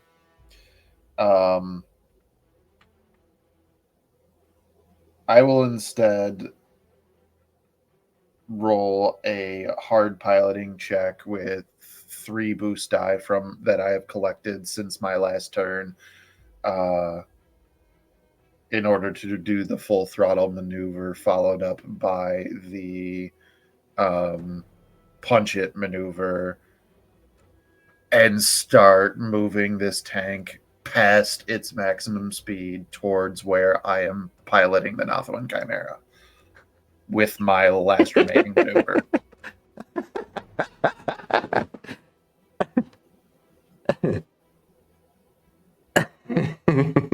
As you're beginning to wheel away, you get your comms light up from the squad commander. Take TX, where are you heading? TX, respond. Where are you heading? We can clear this level. It'll take only a few minutes. Where are you going? 4 successes and 2 advantages there. So I do succeed in getting the occupier's maximum speed all the way up to 4. I will then full throttle my way all the way up to 4, which will take 4 points of system strain from the occupier. And so that was my action to do full throttle, maneuver for punch it. Last remaining maneuver would have been, what did I say? Screw that. Just driving at that point to, or no, I think that I need to make a piloting check. Or no, do I need to make a piloting check to remote pilot the Chimera? For brevity, no. With the that piloting check can encompass the that as well. So we're going the speed of 1, or no, you would have been at a speed of, you got ground troop. So yeah, speed of 1. So you punch it to 4. That's 2 extra So points. it would be 3 points of system strain to go from 1 to 4. Gotcha. So 5 total points of strain. Okay. Cool. I just had a brain fart. You said that it is no action to pilot the Chimera. No, that can be encompassed in that piloting check that you already did. Cool. Then I will use that last maneuver, costing me 1 point of strain to drive the tank an extra rate, or however many range bands that I get in that direction, which my G suit will ignore that point of strain. Oh, isn't that nice?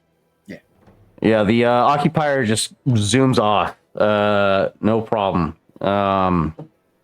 And to finally respond, Chav just kind of, I don't know, man. This thing just kind of took off. The controls aren't responding. I'll get back to you. Don't worry. We're going to be picking up something. Yeah, it's just,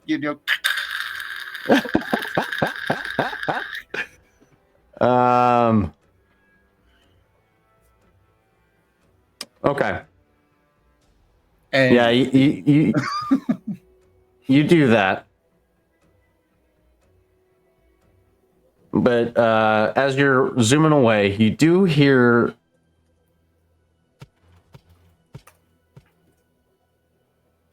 okay. it sounds like mortar tubes were fired.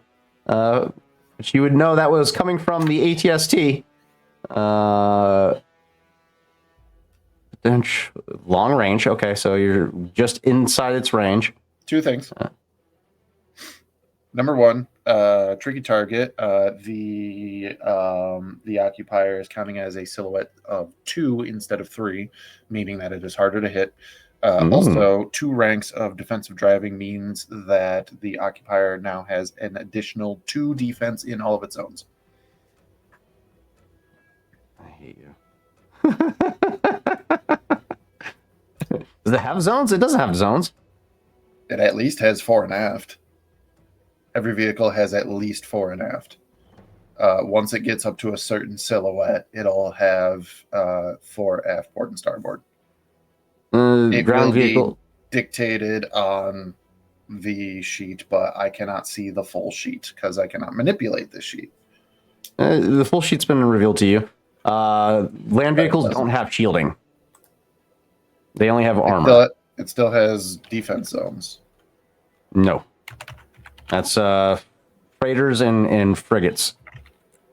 Vehicles of silhouette 4 and higher have shielding. Are you certain? Mm-hmm. They don't have shielding for any vehicles smaller than 4. It doesn't count. It doesn't come with any, but as I'm pulling up the stat sheet from the SWRPG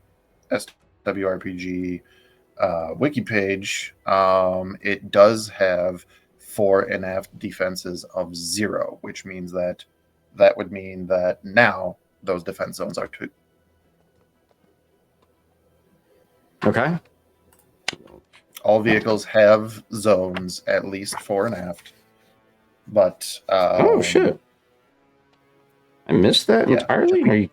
It doesn't have any shields normally, like it doesn't have those equipped, but because I'm a defensive driver, Yeah, I see it now. counts Yeah. as if it has 2, because we're just gonna turn on the radio, which is somehow going to be Wow. playing the Benny Hill theme, and Chav is going to be dodging mortar Okay. fire. Yeah, At a speed of that's my 4. bad. That is my bad. All right. Damn, I can't believe I left that out. I had all those that I need to factor in. Okay, so the pilot's going to make a gunnery check. Long distance, so that's hard. You have how many setback dice does that give me? 2. Okay. It's silhouette smaller, which Yeah, should so that only will increase its difficulty. Or what silhouette is the ATSD? silhouette 3. So It's it gonna take only me too long to open up the core rulebook, but it think that's going to go from average to hard. I'm not sure. no, it only factors in if it's 2 silhouette sizes smaller than 2 silhouettes, the target. okay.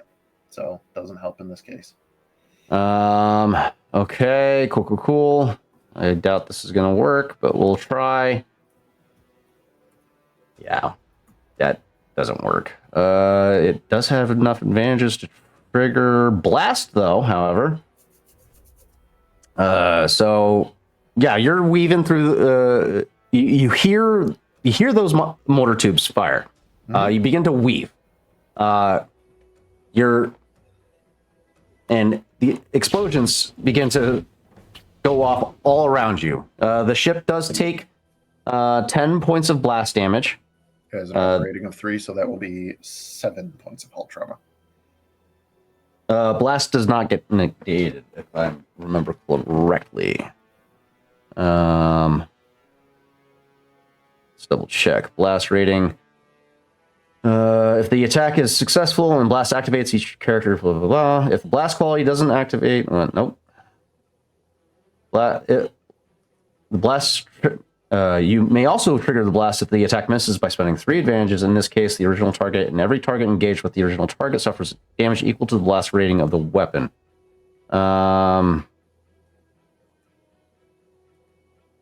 Does not. It doesn't say. It doesn't ignore soak. So yeah, you can reduce it by this, but with your soak. Damn, I thought I had you for a second. Fuck. So close.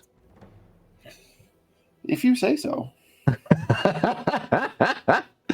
All right. That does bring the whole. That is a whole trauma. So we are currently at 7 out of the threshold of 20. Yep. It's a beefy boy. But yeah, you quickly wheel out of range of its capabilities, and it's not able to clear the wreckage easily. And the stormtroopers do open fire on you, Ego, up in the air as they realize you're up there. But with your guys' quick piloting skills, you guys do maneuver out of range relatively quickly.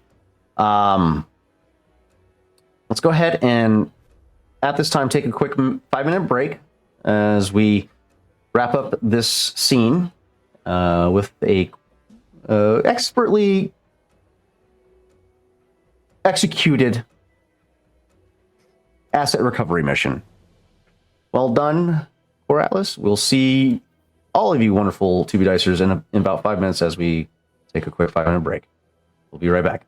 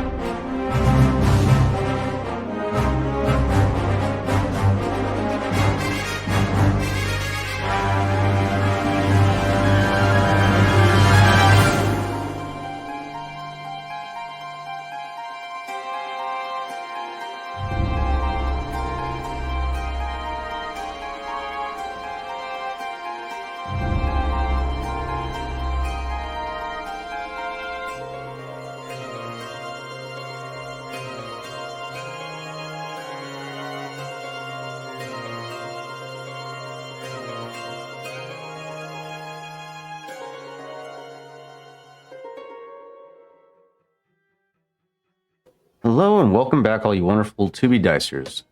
Let's return ourselves to the scene of the crime.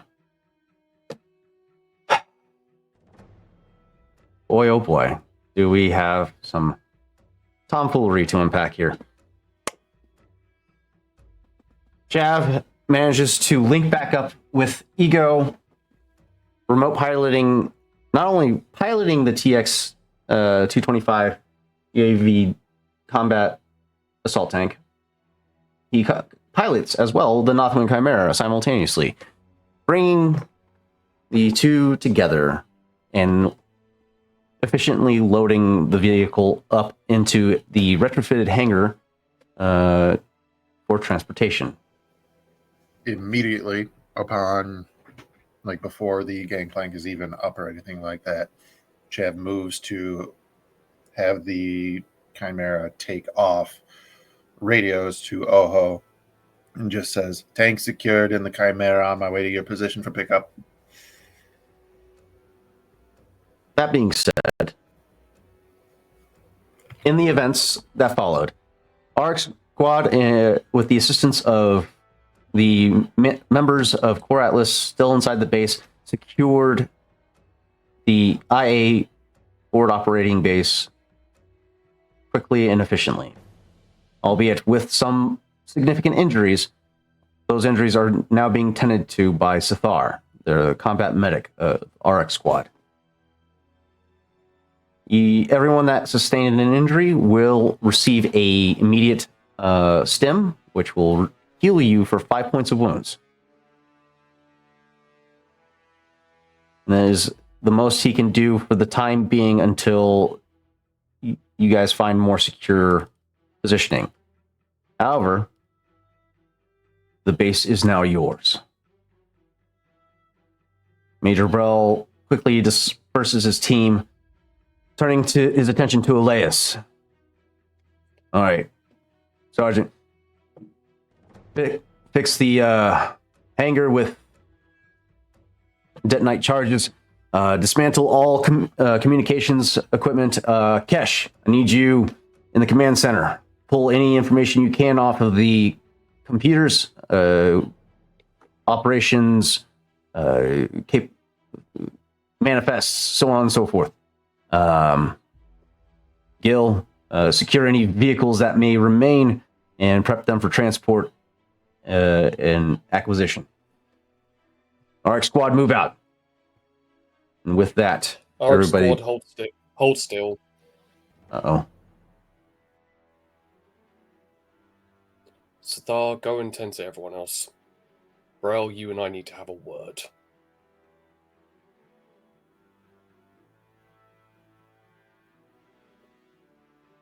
The rest of the crew remains behind several feet as Brel looks at you questionably.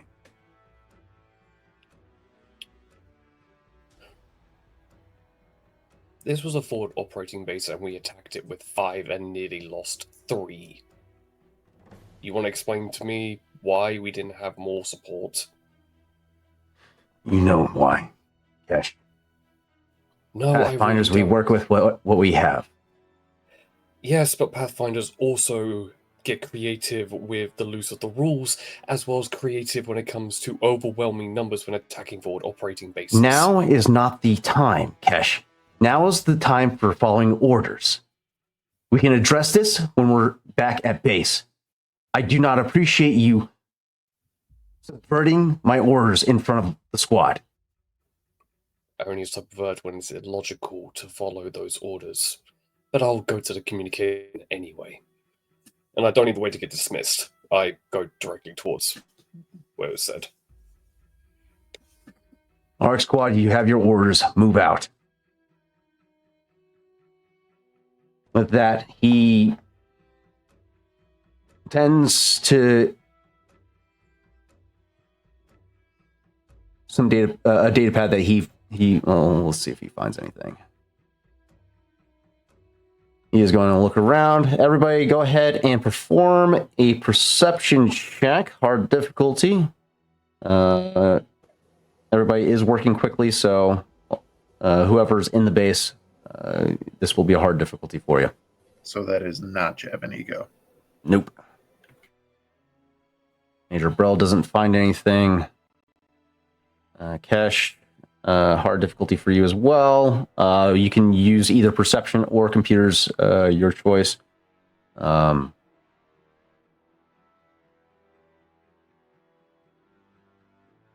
right. Elias is going to use mechanics instead to find the most ideal positions to set up detonite charges. He gets a triumph on that. So 2 successes, 1 triumph. I'm taking his triumph.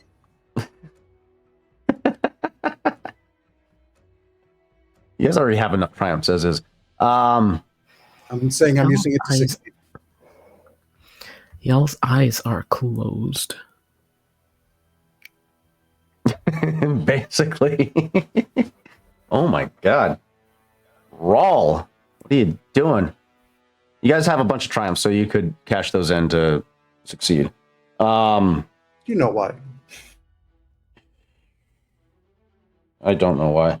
You guys begin to tear apart the base quickly. You guys have a limited time, a window to achieve, and Elias is currently rigging the base to destroy, to implode. So let's start with who succeeds. Okay, Rel does not. Oho, you do. Kesh, you succeed. Elias succeeds. Rawl succeeds. I use the triumph to succeed. All right. Starting with Oho. With that, you have 1 success, 1 advantage.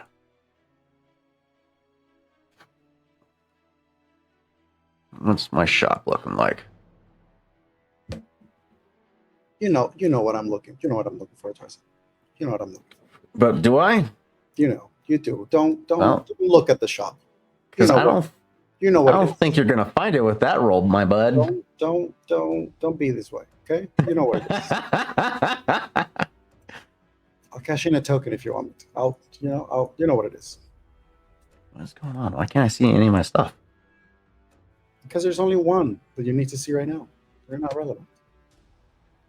There's item count of 15. Okay, so show me my stuff. All right, there it is. Okay. Okay.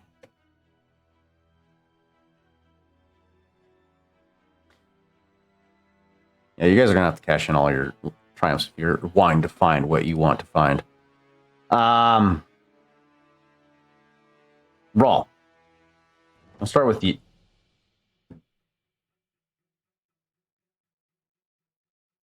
Cashing in some triumphs, you're able to uncover a shipping manifest stored in the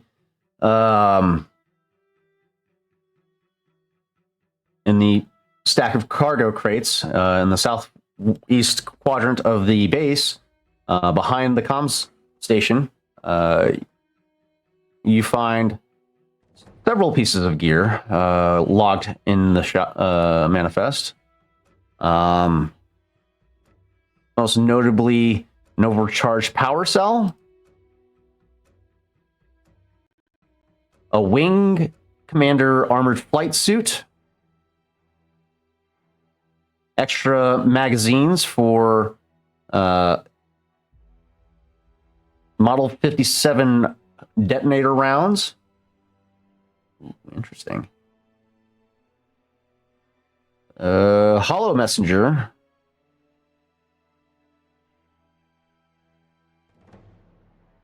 Integrated public address system.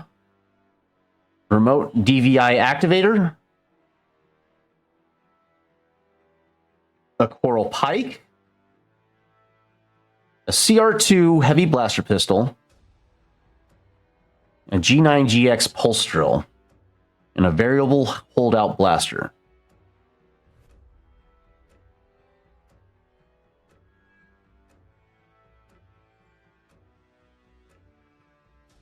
And something logged as a unknown mineral.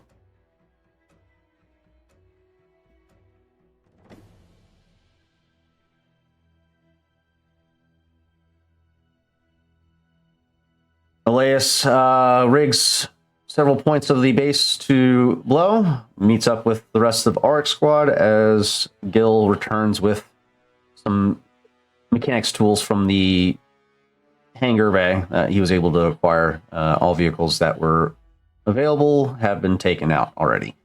Okay. You find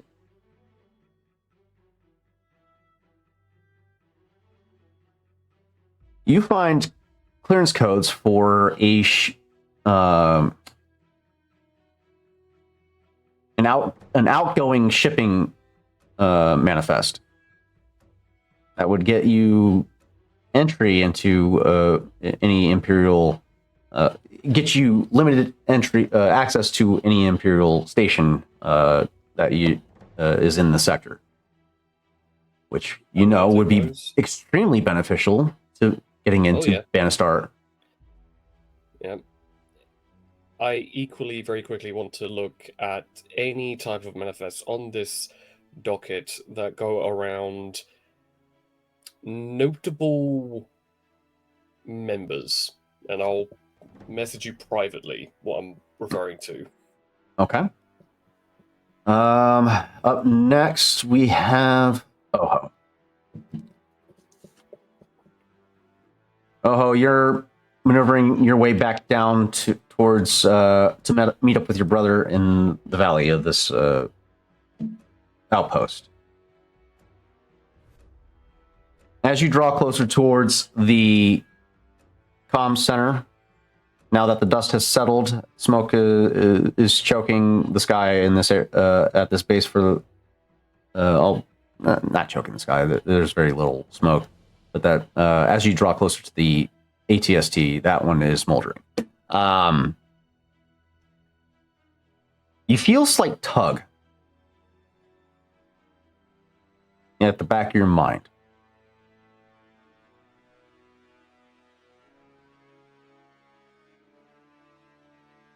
And it's drawing you towards this specific container here that you remember seeing. You can't see it currently from your position, but you feel like you're drawn to these stack of containers in the southeast quadrant. And that will do it for everybody that rolled. Major Bell was unable to find anything. Probably a little pissed off at Cash right now, but he's the major. He gets to do whatever he wants. So with that, you guys all execute this. By this point, it is sundown. Darkness has set upon the Valley of Falling. And as you guys reunite with each other at this point, Chav and Ego aboard the Nathuan Chimera descend into the outpost.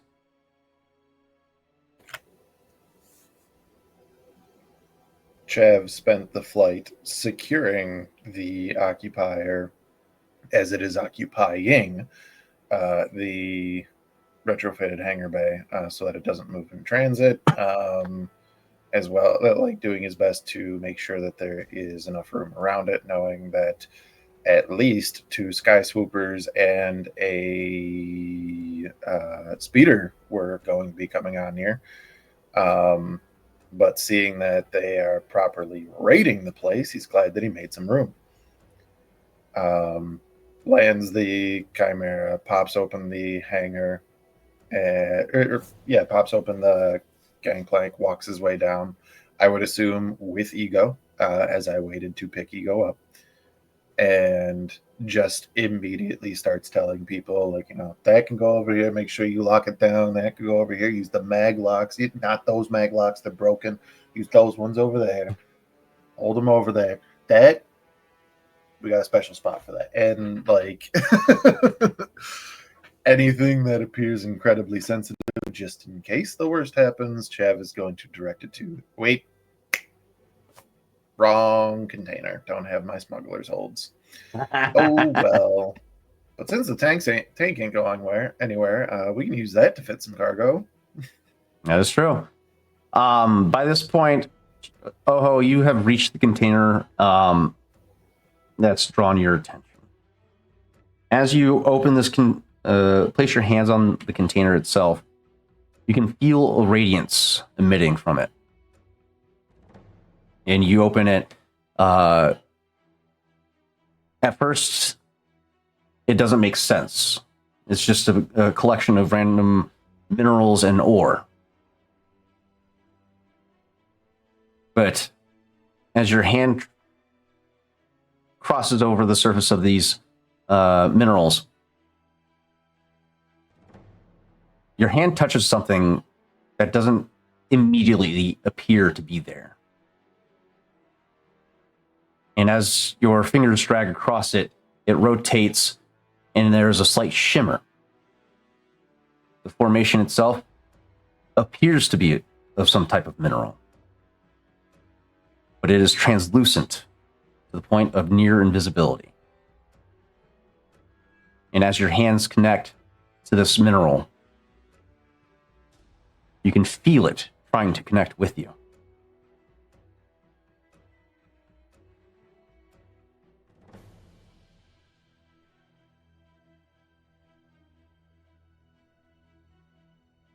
I think that once Oho gets is there and his hand is sort of like moving through the minerals and sort of like spots this translucent thing and he feels the pull. Curious about this calling to it. I think the way that he attempts to tap into this is just trying to use the force to make it go to his hand, because he can see it, but the moment that he were to attempt to feel through the force the things that he can see, it means that also he's sort of connecting his energy through the force to whatever it is that he's trying to pull through it. So obviously, like a regular mineral pulling through the force would feel like just a regular pull. But if this thing has something else, his theory is it will feel different, because if this thing is also energetically charged, then when I bring it to me, it'll probably feel different. Like there will be something there. Yes. And you focus on that unique energy, drawing it to your palm. You lose sight of it once again, but as you're focused on that signature, you feel something connect into your palm and you grasp your fingers around it. You begin to feel a level of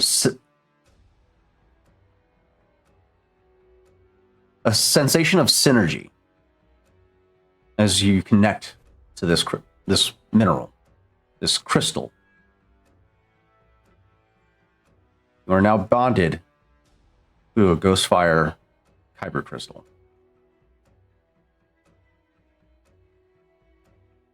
I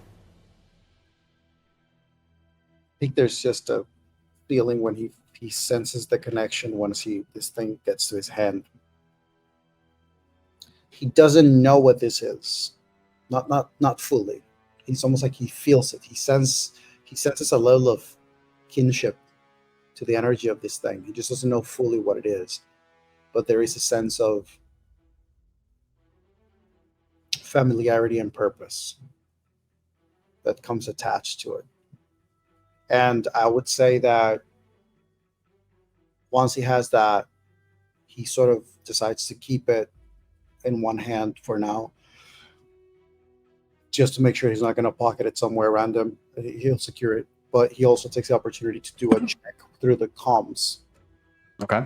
to check on the troops that Chav left, to check on the status of them, to see where they're at. So that way he also gets an idea of like, how are they still going to the other outposts? Are they coming back? And if so, that way he also can give a sense of warning to the rest of the group as everybody's like doing their thing. Okay. You'll run into Elias as you enter into the comm center. He looks at you curiously. Careful, man. I just set a bunch of baradium in there.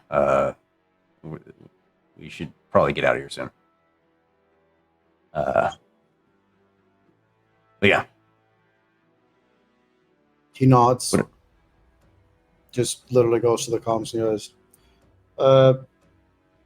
Squadron, things have calmed down here at the base. Just checking your status.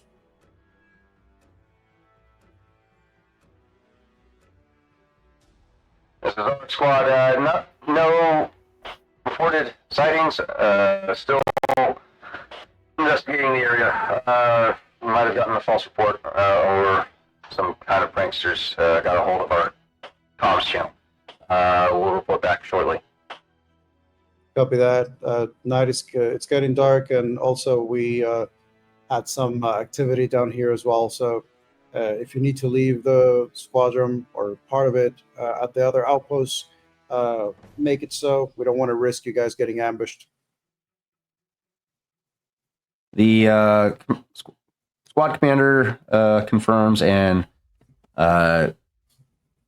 informs you that they are already on the way back. They were just doing a preliminary scan of the area just in case there was some type of shenanigans going on, but they are currently on the way back to IA FOB 4Z. Pray tell what shenanigans they're scanning for without reporting back to base. What do you mean? Is this not the squad that I ditched in a tank? Yeah, they're trying to find you.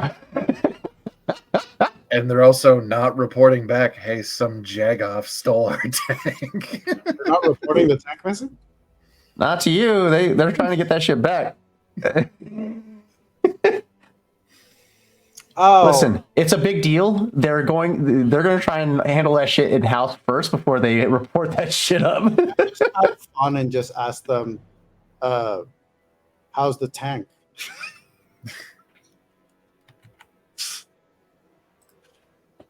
I need a formidable deception check at that point. Why? No, don't do it. Don't do it. Don't do it. No, I'm not Just let them do the As thing. soon Why as would we have this? I literally asked them to get the tank here, and they said that they were not going to do it because they were going to use it. So it's like, that's why I'm asking. But if it requires a deception, then no, fuck that. I'm not- where is Oho? I would have gotten the Where ETA is- from the com room, but I would have just gotten an ETA. So if they are coming back, I would have gotten an ETA of how long they'll take, and then I'll report that to the group. To be fair, this tank is probably worth somewhere around the 300,000 credits. So Only that? Give that shit back. Yeah, this bitch is pricey. Okay, so with the report, you know that you don't have too much time to dabble around in this base, and Oryx Squad is already hard at work loading some of the gear that was found on the manifest, thanks to Rawls' investigations. You all arrive back to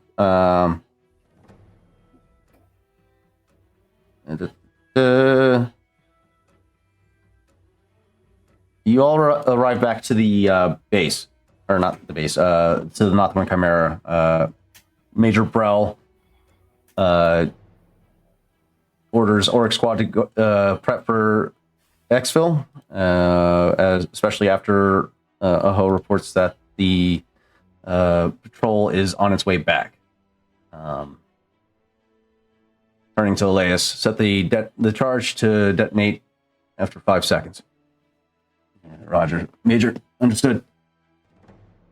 And they board the Northwind Chimera.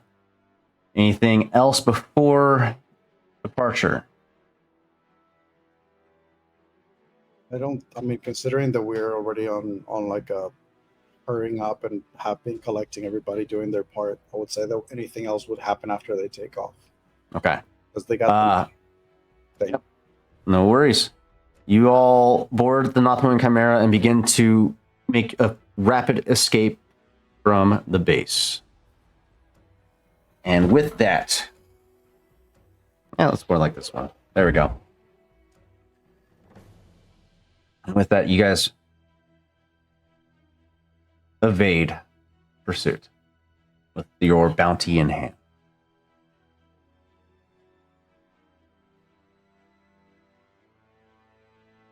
Orc Squad, with the help of 4 Atlas, makes their way back to Voidfire Outpost with the TX 225 GAVW combat assault tank in their possession. You guys arrive back at Voidfire Outpost at 10:30 p.m.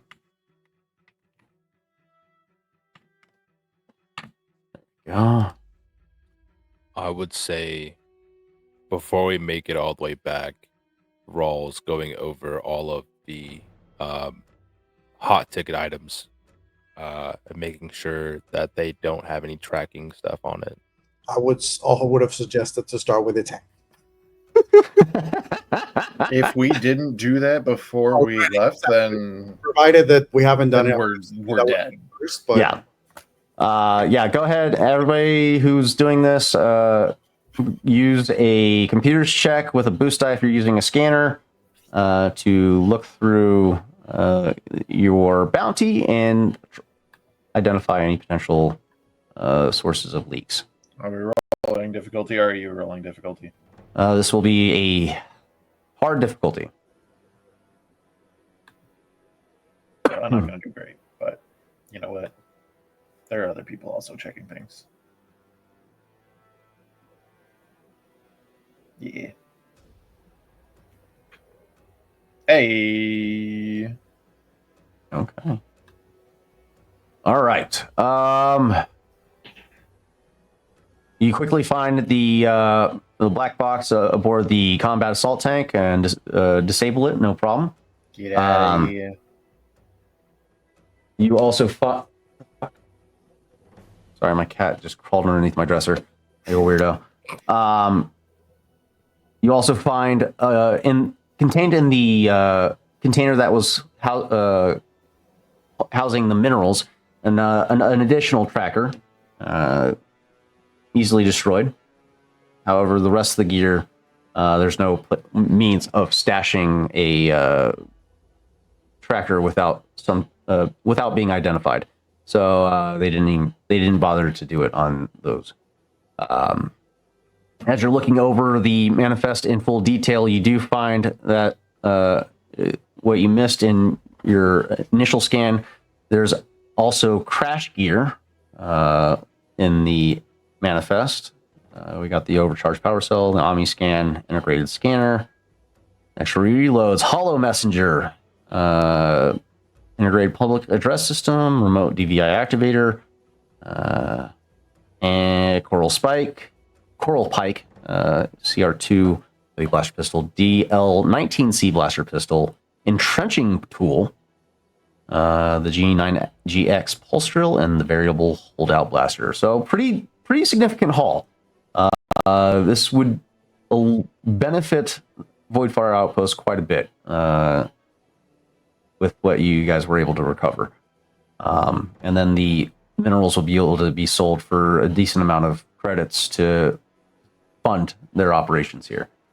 Rawl,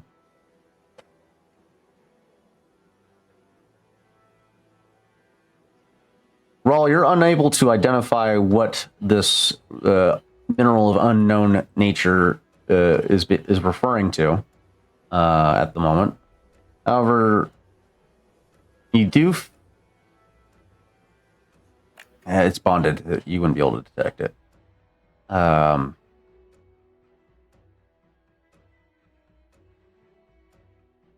But yeah, you find those additional pieces of equipment stashed in the manifests in these containers.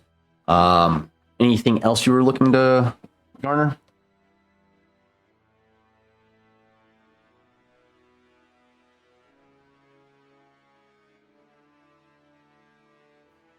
I mean, mostly just disabling the tracking. Okay. Yeah, basically, that's it. Okay.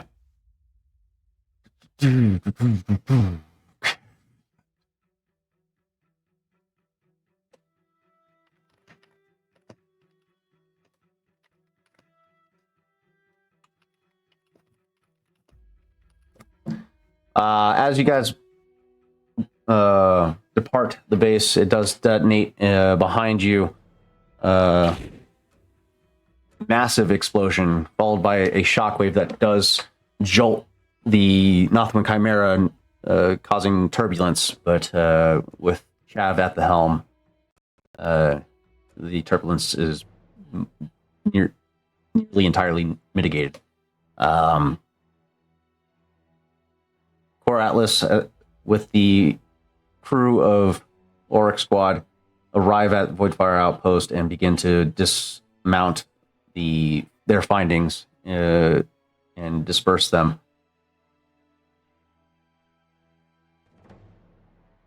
You guys had a long day.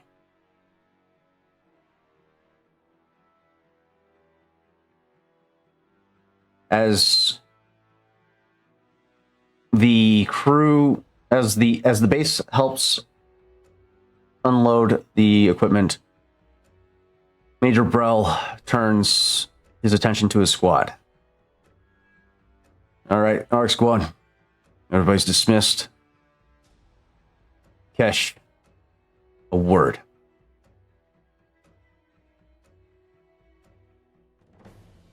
And he turns and begins to walk off towards the command center. Yeah, I want to listen to that. You can try and pull your shenanigans again. But Why would you Stealth has got invite him stealth. to? Stealth has got a stealth. but it seems he's going to have this conversation with the courtesy that it was not afforded to him.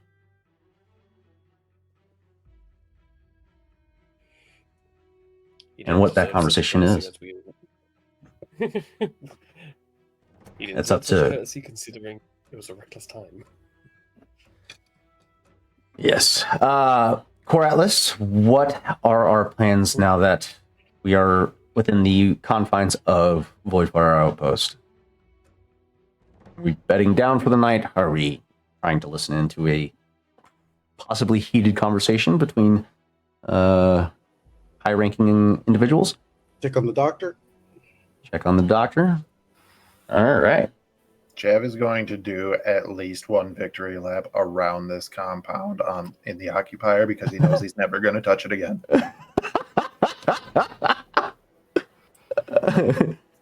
It's just a drift, like Tokyo Drift, all the way around the outside,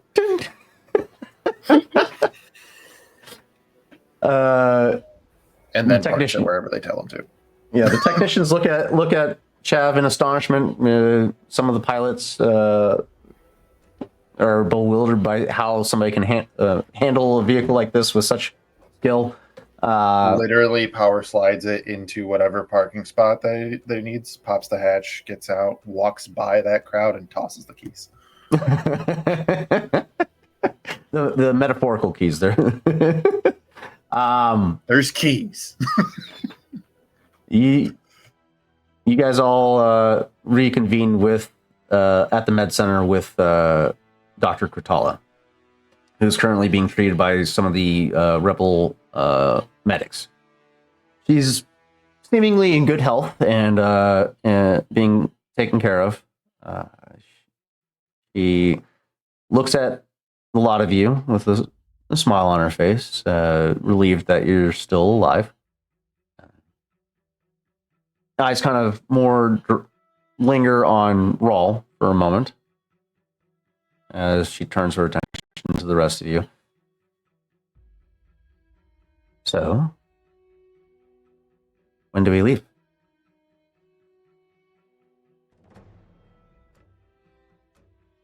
There is a task we will need to handle tomorrow.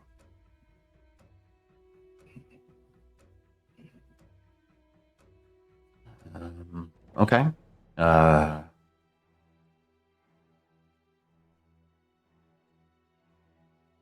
What does that mean for me? Thinko has a moment where he kind of gives a quick look at Rawl. He has been, I feel like at this point, he has gotten some sense of like Rawl's attention toward the doctor. And there's just a moment of, well, I guess it's suppose, what would you like to do, Doctor? It is clear that your survival or your success to have been stayed alive thanks to my brother may be a great opportunity for you to stay gone. However, I would hope that you still would be willing to assist us with our friend and not store Chav.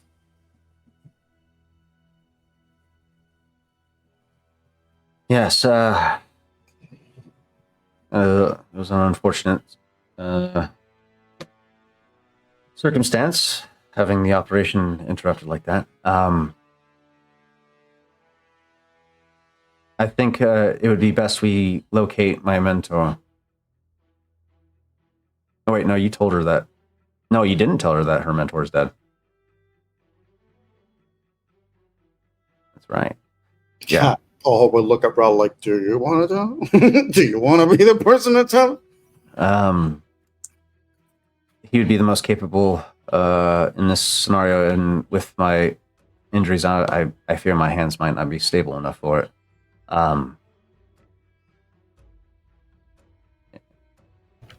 Is Chav here? Yes. So, thinking about that, Chav was the one who saw the report on this guy and saw that he was deceased and decided not to tell the doctor because she was about to do surgery on his skull. She's not doing surgery on his skull anytime soon. And Chav's an ass, but he's an ass with a heart, which is going to confuse a lot of anatomists out there.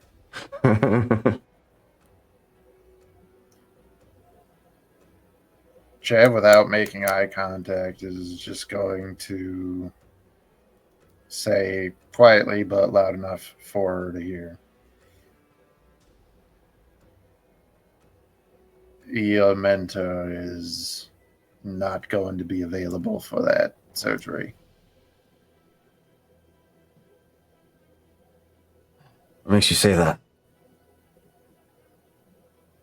He'll pull up the article.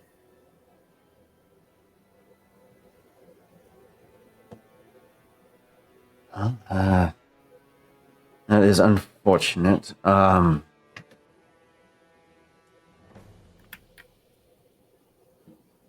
Martin Mix, I believe, is who was the mentor.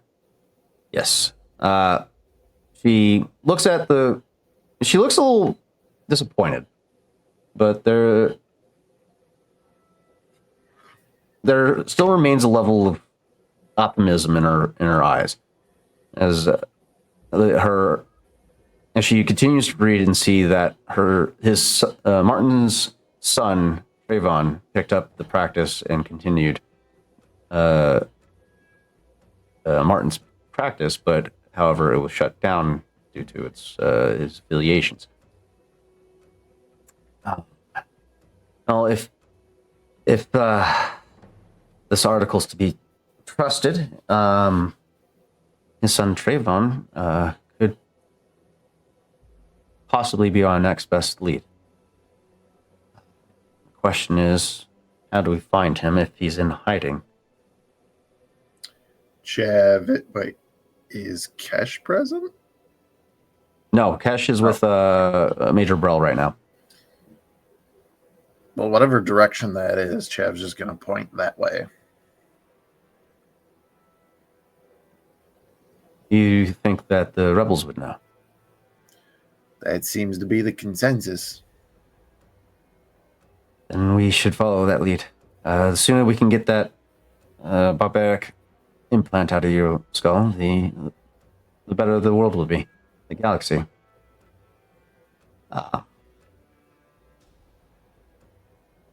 Thank you for all that you've done for me.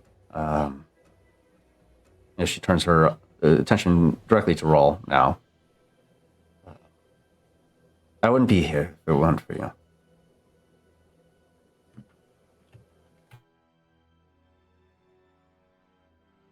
I would like to think you would do the same for me. And any who are gathered here.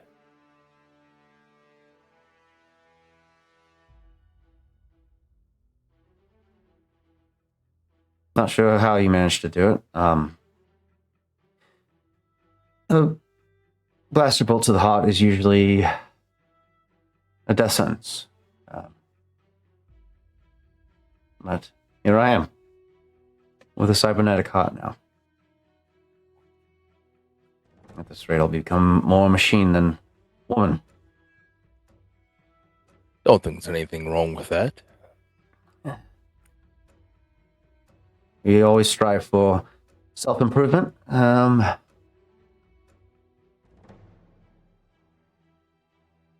Thank you.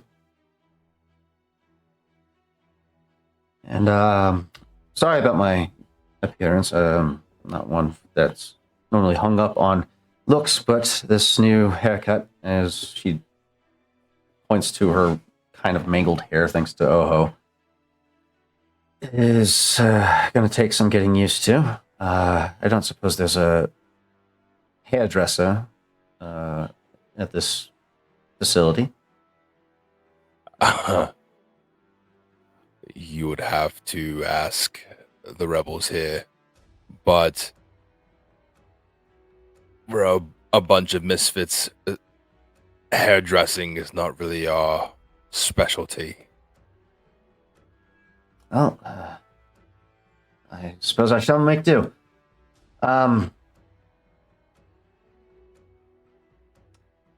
Good work, but I think I need some more rest. This heart's going to take some getting used to. Appreciate you all.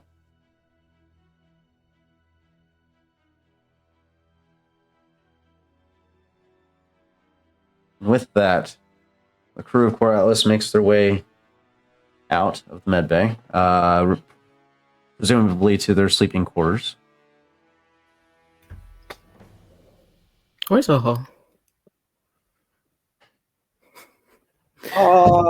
I think most like I'm gonna go on a limb and say that probably Oho would take first shift. I feel like with the rifle, I don't know. It's already nighttime, so I guess yeah.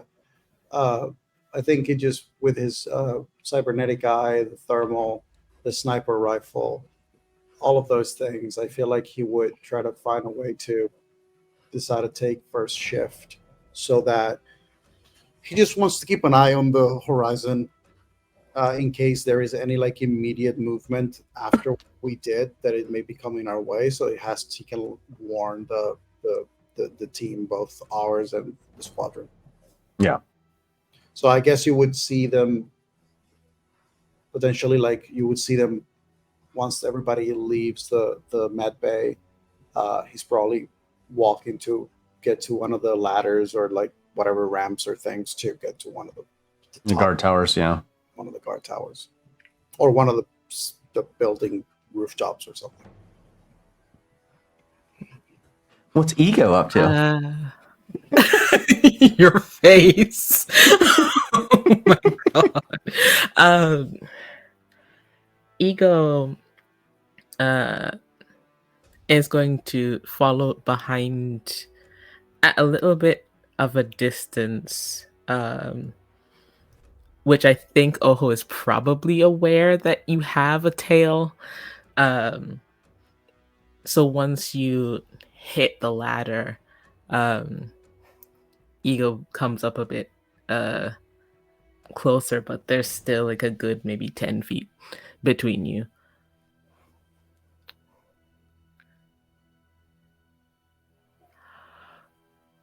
Huh.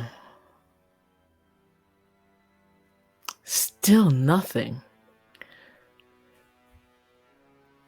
What?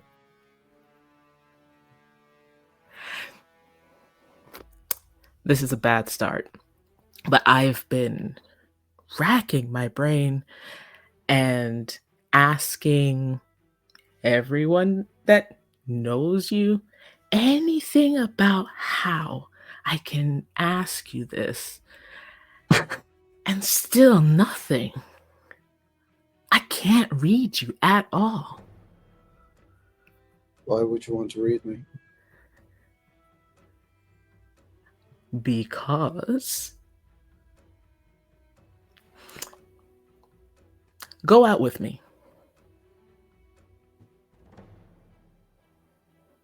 All is just like staring and says, "We're outside." This is what I mean. This is what I mean. Dinner. A drink. Not right now. Right? I would like to take you out to dinner.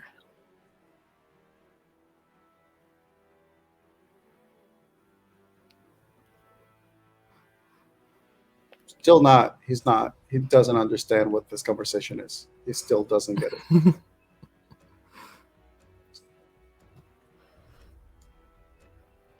You're so cute when you're confused. Damn it. Did you just call me cute? Yes. Did you get wounded during the mission? No, not at all, actually. They did fire after me a couple times, but You know, I know that Dr. Kotala is still rested, but I'm sure they have other med people if you need to check. why do you think it's so strange that I would ask you out? I'm sorry, I just don't understand why. Because I find you very attractive and life is short sometimes.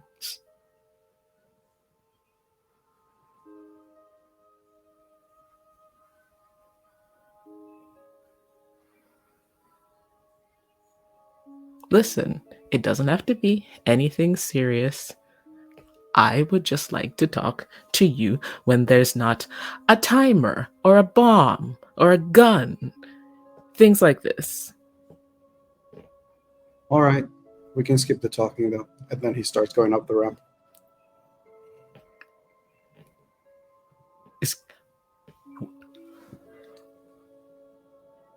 So that's a yes? He said nothing serious. I'm not much of a talker. So if you're just trying to enjoy life, we may die tomorrow, so sure.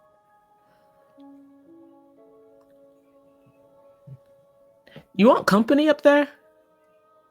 Are you going to distract me from the keeping watch? Maybe. Then no.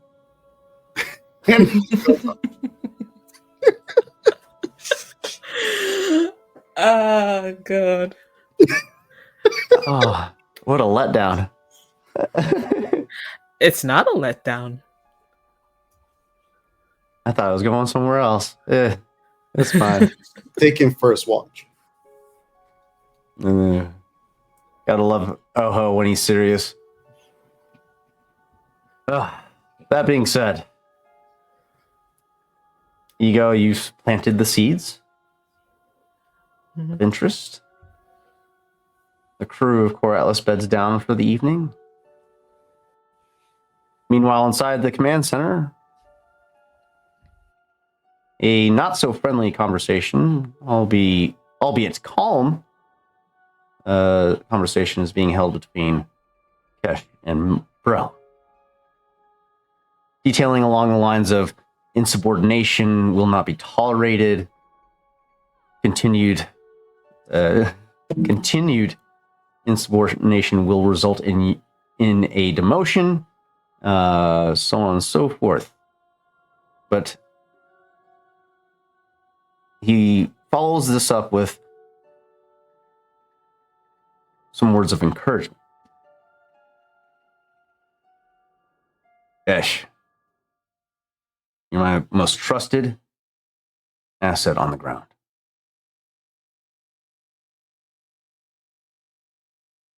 I need you focused for the mission that's to come. I understand the circumstances of this mission was not ideal, but we had to work with what we had.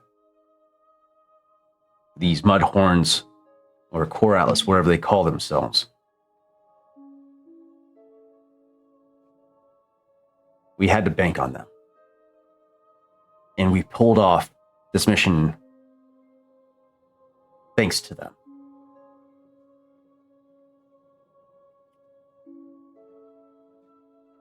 I am not doubting Core Atlas's capabilities. They have shown themselves to be highly professional and competent.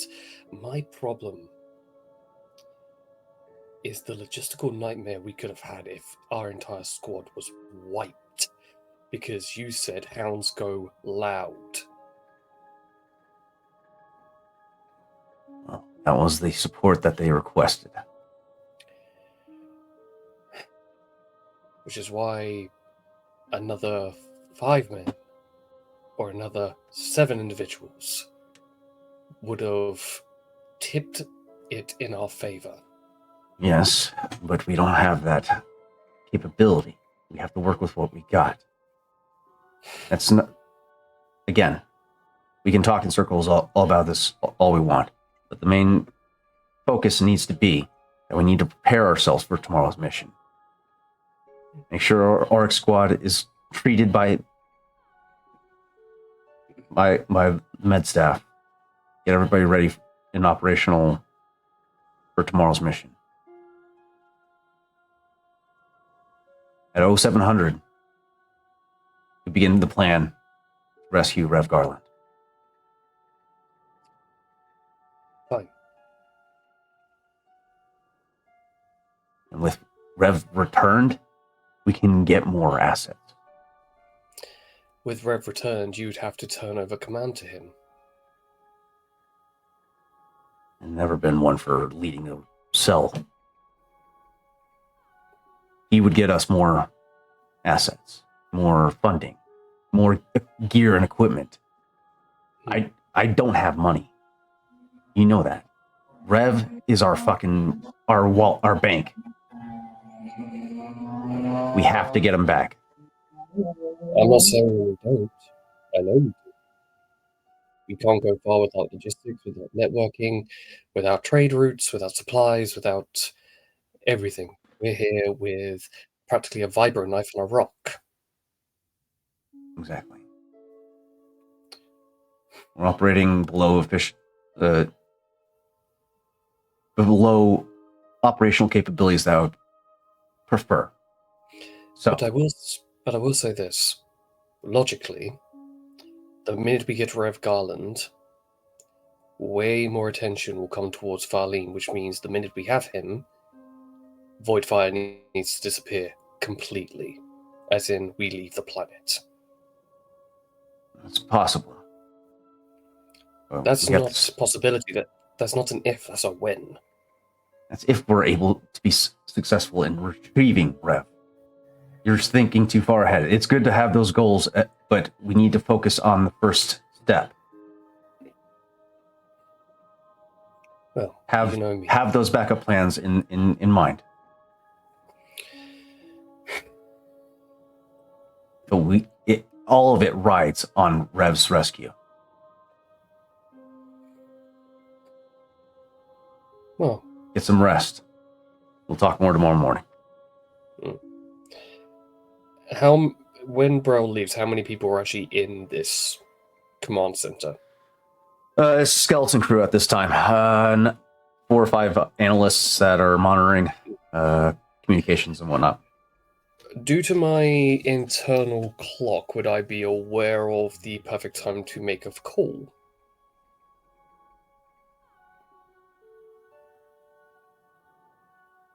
You could, with your skill, you'd be able to probably slip into an office and avoid detection, for sure. And still make a call. Yep, I take out a very unique chess-looking clearance code and slot it in. Tap a few buttons. Give the proper codes.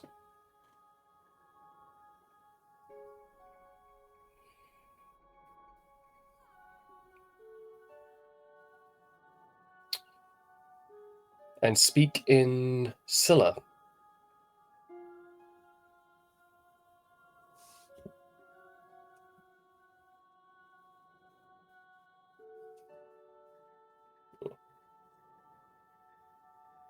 You're muted, Dazan. Field agent, this is C Command. Report your findings. Findings have become very slim at this point in time. I am reporting a potential opportunity that's come forward and needing instruction on how to proceed.